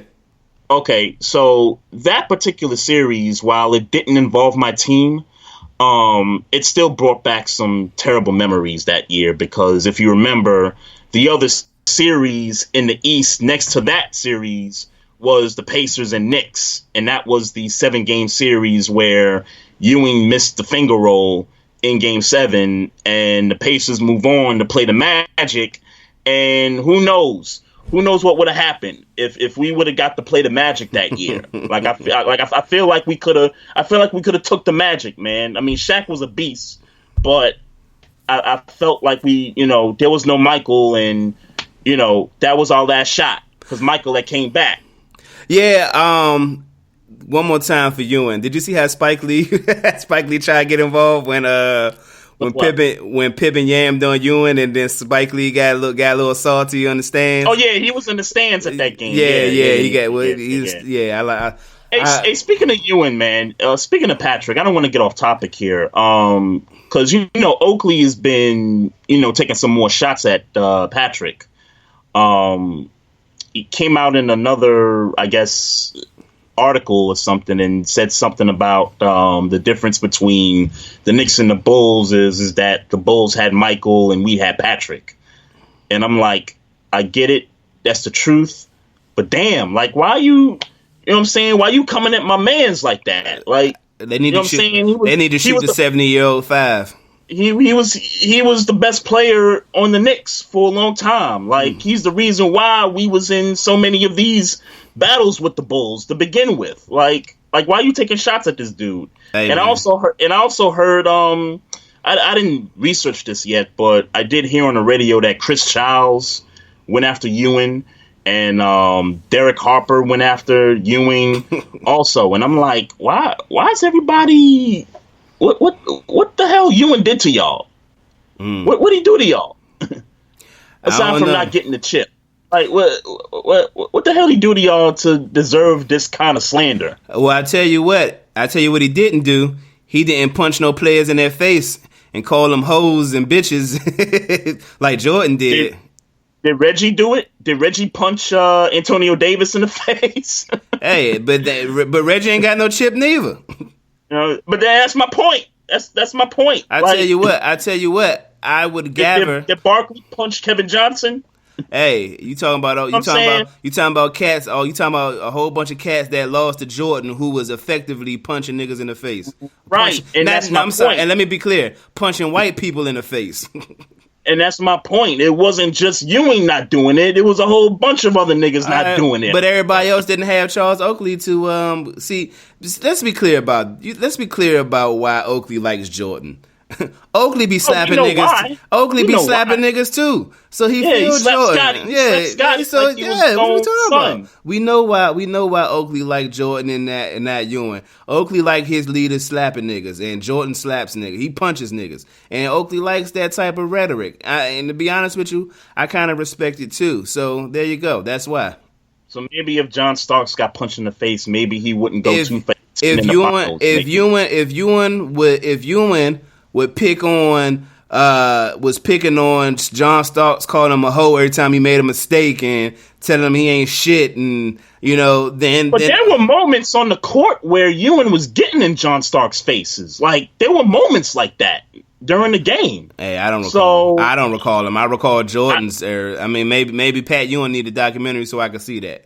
I just don't. All I remember is Ewing being. All you gotta do is look at the highlights. I remember is Ewing getting up off the ground. That's all I remember. Come on, man. And even Thorny switches in the chat room, saying chill on the Ewing talk. That's all I remember. Come on, that's our guy. Like, come on, man. Come on. I got his basketball cards on my wall right here. Like, come on, man. I got Oakley's stuff here too. I respect both brothers, but come on, man. Enough of the Ewing slander, man. Come on, man. I'm just gonna tell you. How you feel about the segment, the emphasis on how Jordan would talk to the players, his teammates? It's the reason why Jordan is Jordan, or part of the reason why he was who he was and how he carried himself the way he did. I'm glad that they got to what led to him punching Steve Kerr. Was kind of surprised to hear Steve Kerr say that he punched Michael in the stomach. I was surprised to hear that. You know why I was surprised to hear that? Because Jordan punched Kerr first. And so he got punched in his face first, and then you thought to punch him in his stomach? You sure about that? If I remember right, he pushed Jordan. Jordan punched him in his face, and then Kerr came back and punched him in his stomach. That's how I remember the sequence being told. Okay. I could be wrong, but that's how I remember this. That's how I heard it, and that's how I'm reporting I remember the sequence. I remember the sequence being because they went back and on the documentary they kind of panned back and forth between Michael and Steve Kerr, and Steve Kerr said, "Yeah, I was a feisty guy. I was always talking trash, but I just wasn't good enough to back up my play. Yeah, and I got frustrated." He said, "Yeah, I punched, I gave him one in the stomach," and then it panned over to Michael, and he kind of finished it off with saying, "Yeah, he got me in the stomach, and I just clocked him right in the eye, and then Phil threw him out of practice." That's what he said. He said Phil threw him out of practice right after. Yeah, I he remember said saying he threw him out of practice. Tony Switch says last look was Jordan socking Kerr. Okay, well, one way or the other, I'm all for. Kerr threw the first blow. Okay, so everybody's telling me I'm wrong. Okay, that's what I thought. All right, well, in my story, that's not how it happened. So all y'all wrong. Psych. Another thing I want to highlight from these episodes, man, is that bar that Jordan had where he said,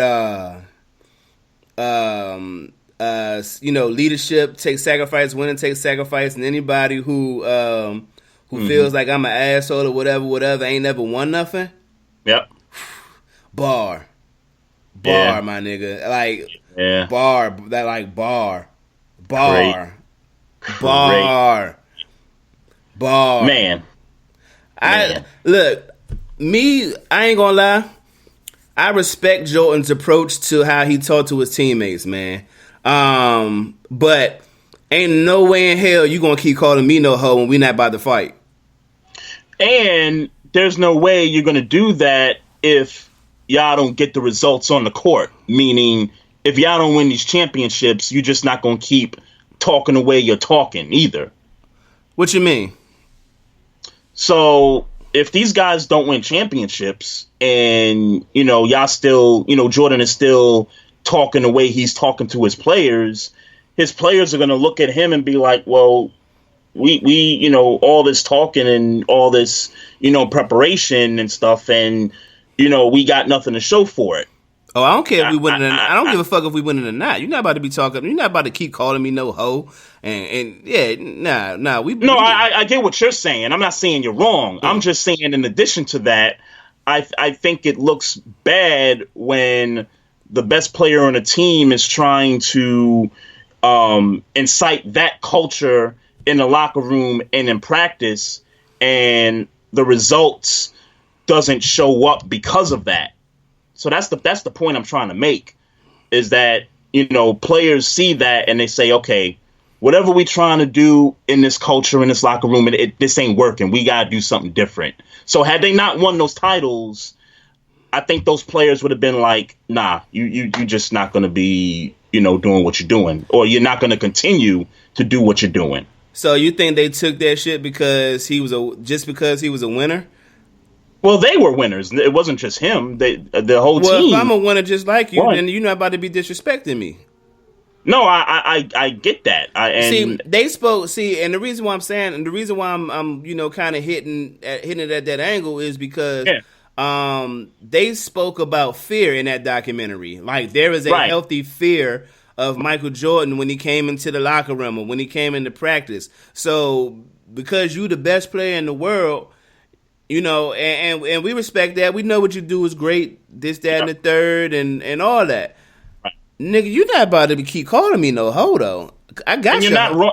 And you're not wrong. I'm not saying you're wrong. I'm not even trying to get you to correct me or saying that you're trying to correct me. I'm just saying, nah, you're not about to. Not me. I don't know what kind of punk ass. I hear you. Yeah, I don't know what kind of punk ass nigga you think I am. I hear you. I think, and you touched on it. You touched on the fear that he had in the locker room. Yeah. I think without those championships, I think those guys in that locker room at some point won't allow that to continue to happen, because they're going to say, we're having this fear about you, but yet we get on the court and we not getting to the mountaintop. That's my point. Yeah. I hear you, but fuck all that. Respectfully, fuck all that.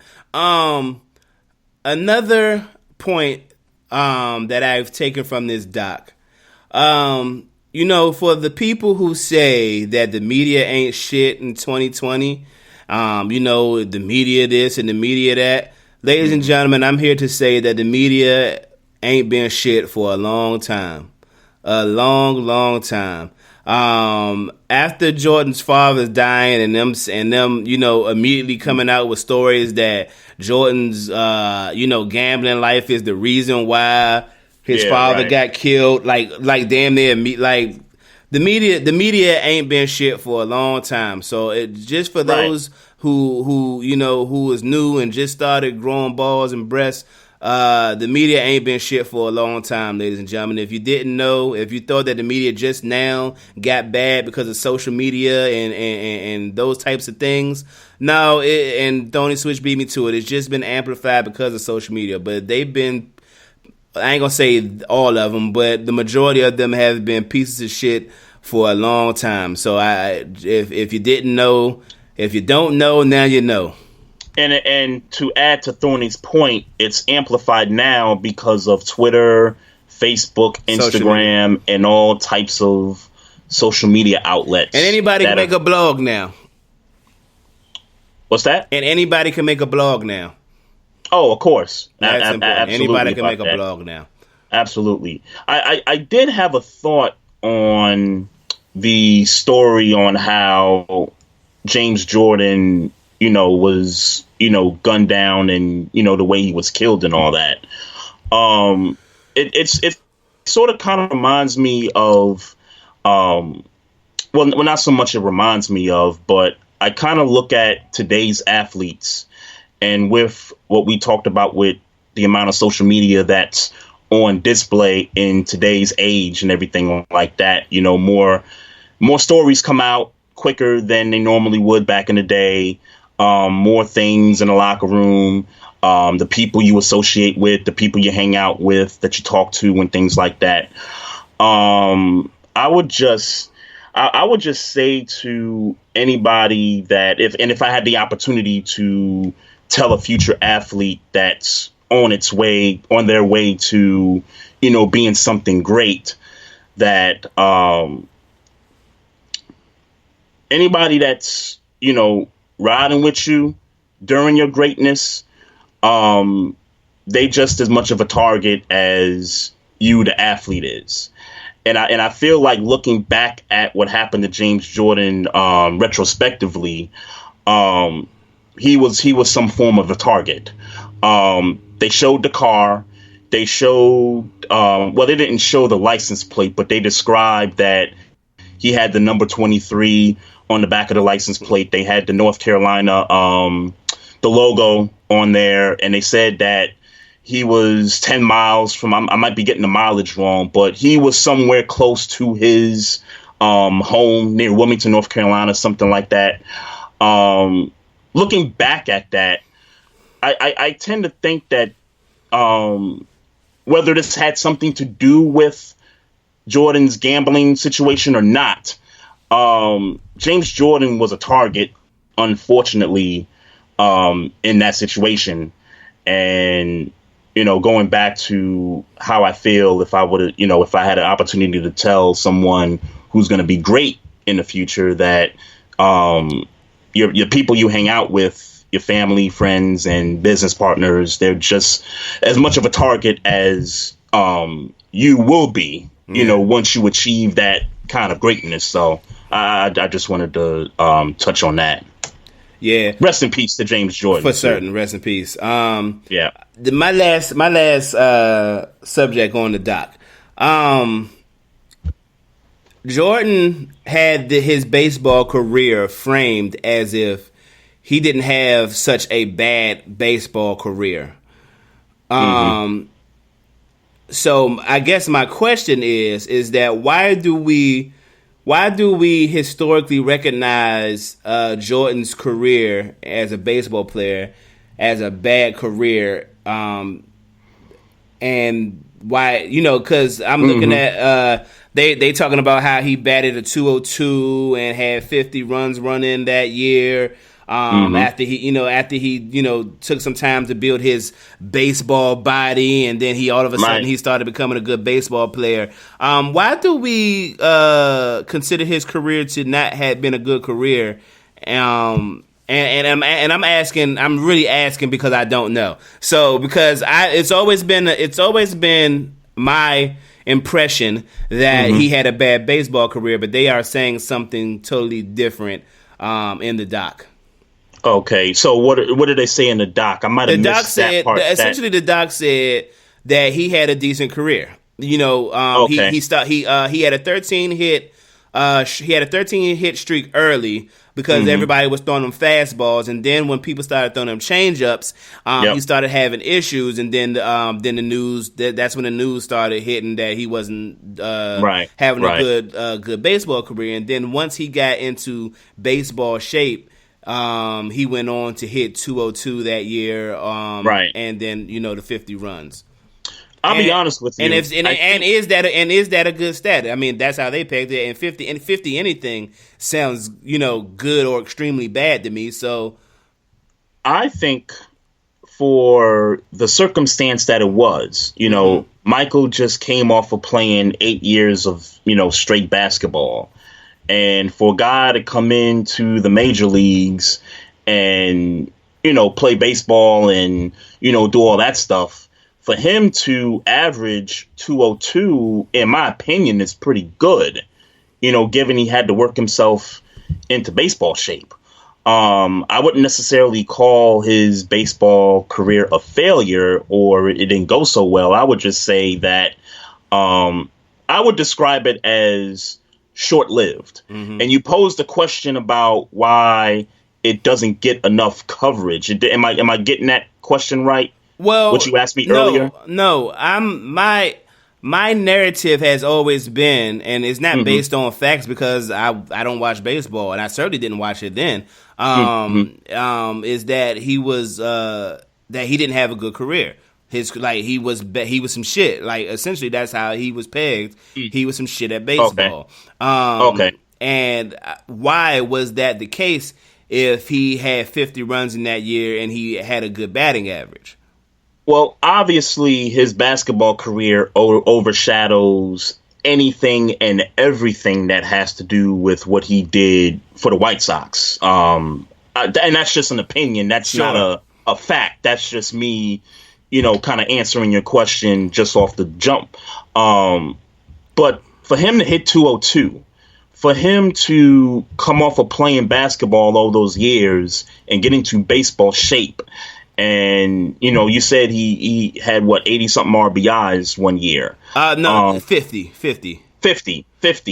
That's pretty damn good for a guy coming, fresh off of, and even if he's a rookie, and I know rookies have better averages. Yeah. Right, he wasn't, but I know he was a rookie. Huh? I'm saying he was a rookie. Right, but I'm saying rookies generally who are already in baseball shape, who've played baseball all their lives, have averaged, 250, 260. And sometimes if you're destined to be great, sometimes you'll hit, 300. But because he wasn't the traditional baseball player, batting 202 is not bad for him. It's really not. So, again, I would just describe his baseball career as not terrible or he sucked. But you are aware that that's a popular opinion. I wasn't aware of that. I wasn't aware that was a mainstream narrative. Really? I wasn't aware about that. No. Oh. No. And again, it might just go back to his basketball career being so overpowering over any other, whatever other sport he got into. You're talking a year and a half of baseball. Mm-hmm. That's, versus 14 years of NBA play, 6 championships, and, the moniker that he laid out. I want to be like Mike. The Nike deal, all of that stuff overshadows anything that has to do with what he did in Chicago with the White Sox. But if you just talk, if you take a microscope and you dig deep, and I know you say you didn't watch baseball then. I watched baseball then because I lived in New York. That's a pretty good average to have, for a guy that's not, traditional baseball player. So the mainstream media, they could take that and they could run with it, that his baseball career sucked, but when you dig deeper into it, 202 is not a bad average to have for Michael. It really wasn't. I got one last point in the documentary. Yeah. Innately, apparently, my OGs, and I won't say my OGs because I'm sensitive about that word. The people who were older than me in my youth, who spoke about why Michael Jordan retired and those types of things. Are they, based on the documentary, are they essentially lying? So they let me say this, because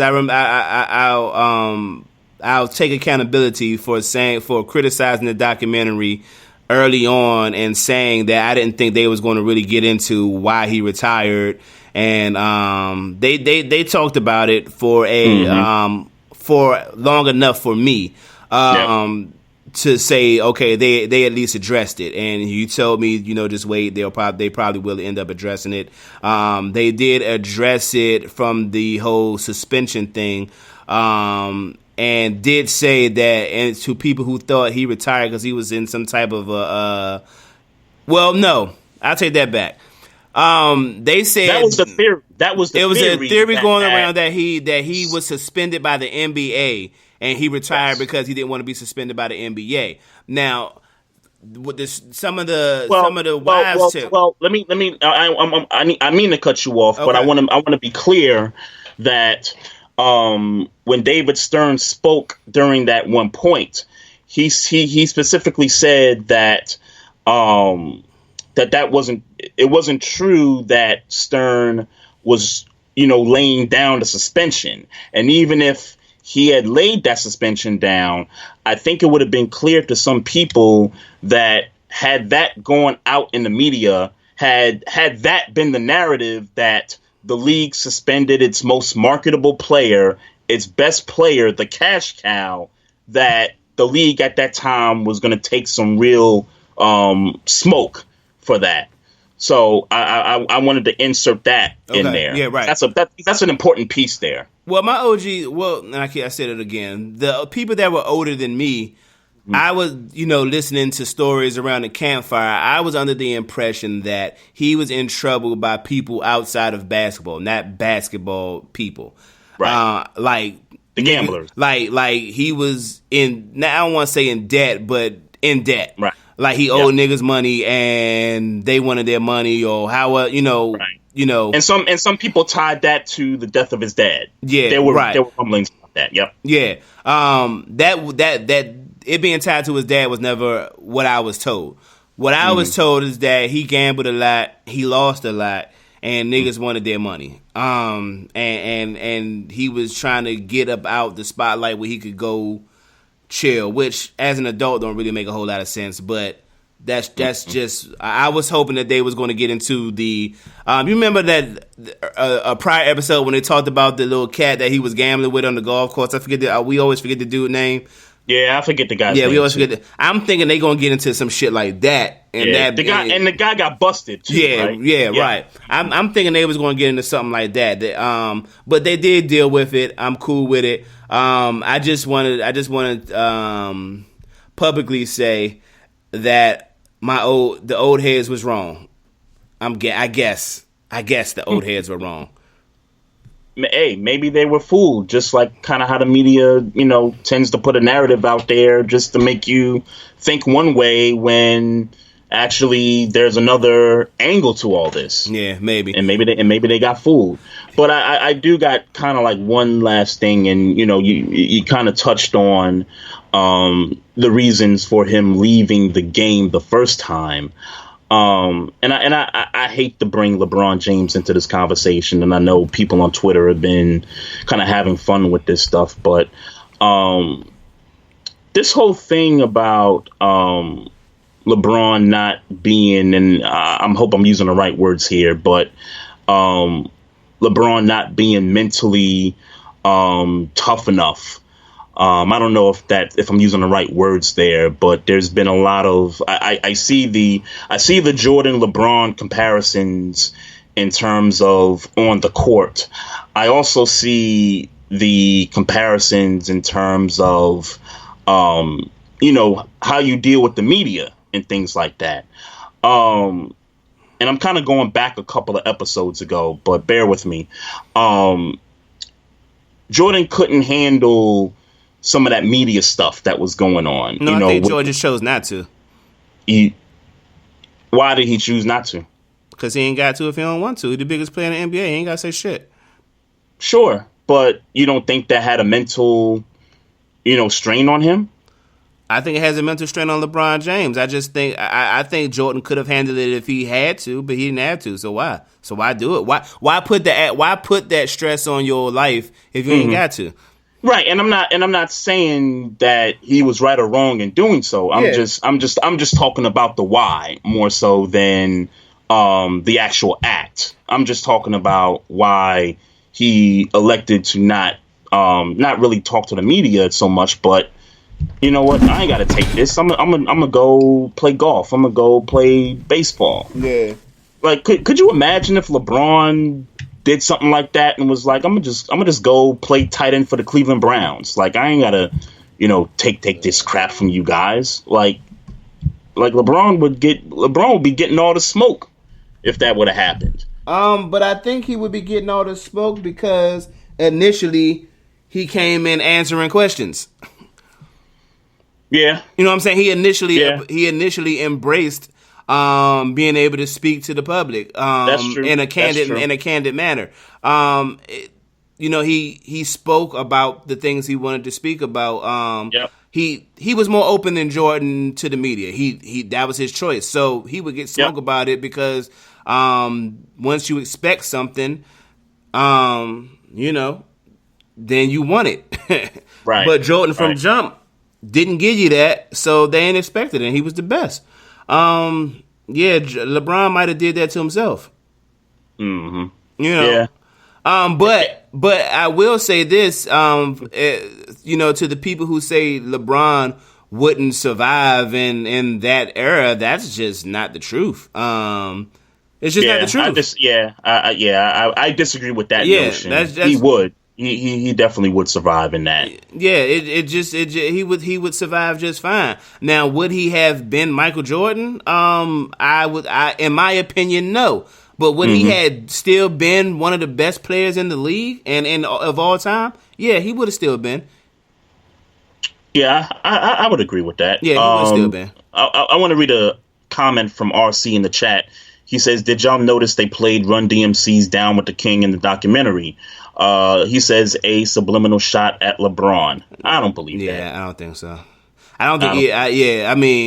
I mean, because in my opinion, for that to have been a shot at LeBron, ESPN not taking no shots at LeBron. So that would have had to been Jordan telling a producer or a creative that put it together, like, hey.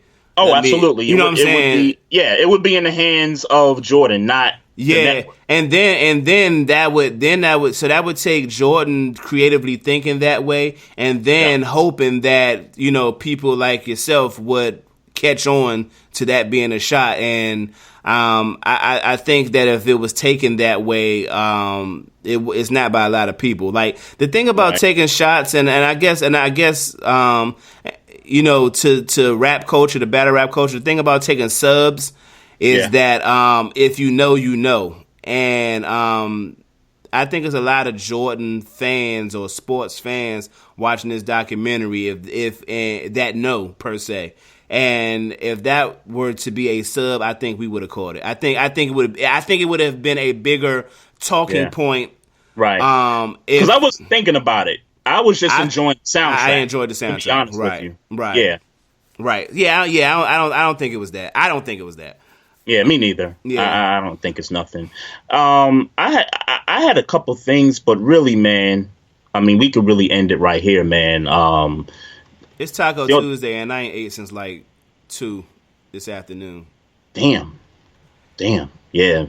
These two topics aren't really that important. I know the baseball season, they got a plan to start in July, but they got a problem with the union and, the league. They're talking about a 50-50 split between the owners and the players, and players ain't going for it. So it's starting to look like it's going to be a fight that probably is going to ultimately lead to no baseball season. That's what it's looking like. Right.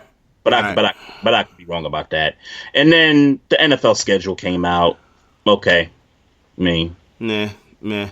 If you want to talk about it, I think obviously the AFC North has a favorable schedule this year. The entire division does, yes. Yeah. Absolutely. With the AFC South and the NFC East. Yeah. Sorry, Fish, if I don't feel threatened by the Eagles per se. I mean, I get that we could lose, but I don't feel any pressure from that. I don't feel threatened by Phillip Rivers and the Colts. I really don't. Yeah. I'm sorry, but it's funny because somebody said to me, "Hey man, we play y'all," as a Redskins fan, we play y'all this year. I said, "Yeah, I'm aware." I don't feel threatened. Yeah. I mean, we could possibly have 2 teams, possibly 3 if Cleveland gets its act together. Making the playoffs. Yeah. With this schedule. Yeah. So, my question though, and I said this last week, that they had to not only come out with their regular, schedule that'll start on time, but that I would like to see what their alternative would be if they had to push the season back, and we really hadn't got that. So they're going along as if this is going to be it. Now, I think they can go two ways. They can either cancel if they have to, like, not play until mid-October. What would happen? They could cancel the first 5 weeks, 6 weeks of the season and just start at whatever game that is and just kind of go off of that. I don't know if I like that, man, because that means you're talking only 10 games in a season. Yeah. You know, like I would much rather you just shift the entire schedule into, let's say it is mid-October, and then if you got to deal with that Thanksgiving week where you still want to play those particular games on Thanksgiving, maybe leave that week slate the same and then just swap it out with another week down the road. Right. Like I could see an alternative like that taking place, but to eliminate games from only a 16-game schedule, I don't know if I'm feeling that. Well, I tell you what I'm feeling. I'm feeling this Corona shit just being over. That's what I'm feeling. Yeah, for real, man. And I don't know. Everything is speculation at this point. Right. Yeah. You know what I mean? It's crazy, man. You good? Everything? I'm good. I'm good, man. Happy 200th, man. Happy 200th, man. The virtual raise your glass because I ain't had no cup by me before I started the show. I got a water bottle. Yeah, so. I needed. I should have got me a shot before I started, but I was rushing to get everything together. And I needed some energy, man, because I had a rough day today, so I needed to get my energy right to do the show. But proverbial cup raise, man. Yes, sir. Shout out to everybody on Instagram. Shout out to everybody in the chat room, I meant to say. Make sure you follow us on Instagram at Barbershop Sports Talk Podcast. You can follow me at Maestro Styles. You can follow Trey at Trey Frazier. On Twitter, you can follow me at Maestro Styles. You can follow Trey at Barbershop SPOR2. Trey, you my brother. I love you to death, but there will never, ever, ever, ever, ever, ever, ever, ever be a time where we are having an orgy together. Yeah, no way. Hey, y'all, check out our Instagram story at Barbershop Sports Talk Podcast. I got a thing on there right now called the 10 NBA stories that we're missing out on during this pandemic, and I got some not trivia questions, but I do got some, polls in with those 10 storylines. So make sure y'all just check out our Insta story on Instagram at Barbershop Sports Talk Podcast. Interested to get what y'all feel about some of the storylines that we think we're missing out on. Let me address Thorny Switch one time before we leave out. Thorny, here's the reason why I can't talk orgies on this show. As much as I would love to have them types of nasty conversations, I'm just not going to have it with Trey. I'm just not going to do it. Even though we talked about the Earl Thomas thing, but yeah, we didn't go into I can't talk that. I just won't talk with Trey. We ain't dig deep into that. And even more than that, I would get a nasty call from Trey's wife. So I don't want that smoke. Yeah, there was no need to say anything, Maestro, because I am so with you 100%. There's no need to have conversations about any kind of orgy involving anybody. Now I am definitely down for. You missed it, Tony. I'm sorry. Yes, you did miss it. But I'm definitely down for girls running train on me. And I've always been down for that. To this day. Two girls can run train on me whenever they want. All right. Yeah. I just want a clarification. That's all. Two females. Let me be very clear about that. For Trey Frazier, this is Maestro Styles. Once again, we appreciate y'all, and we'll be back next week for 201. Yes, sir.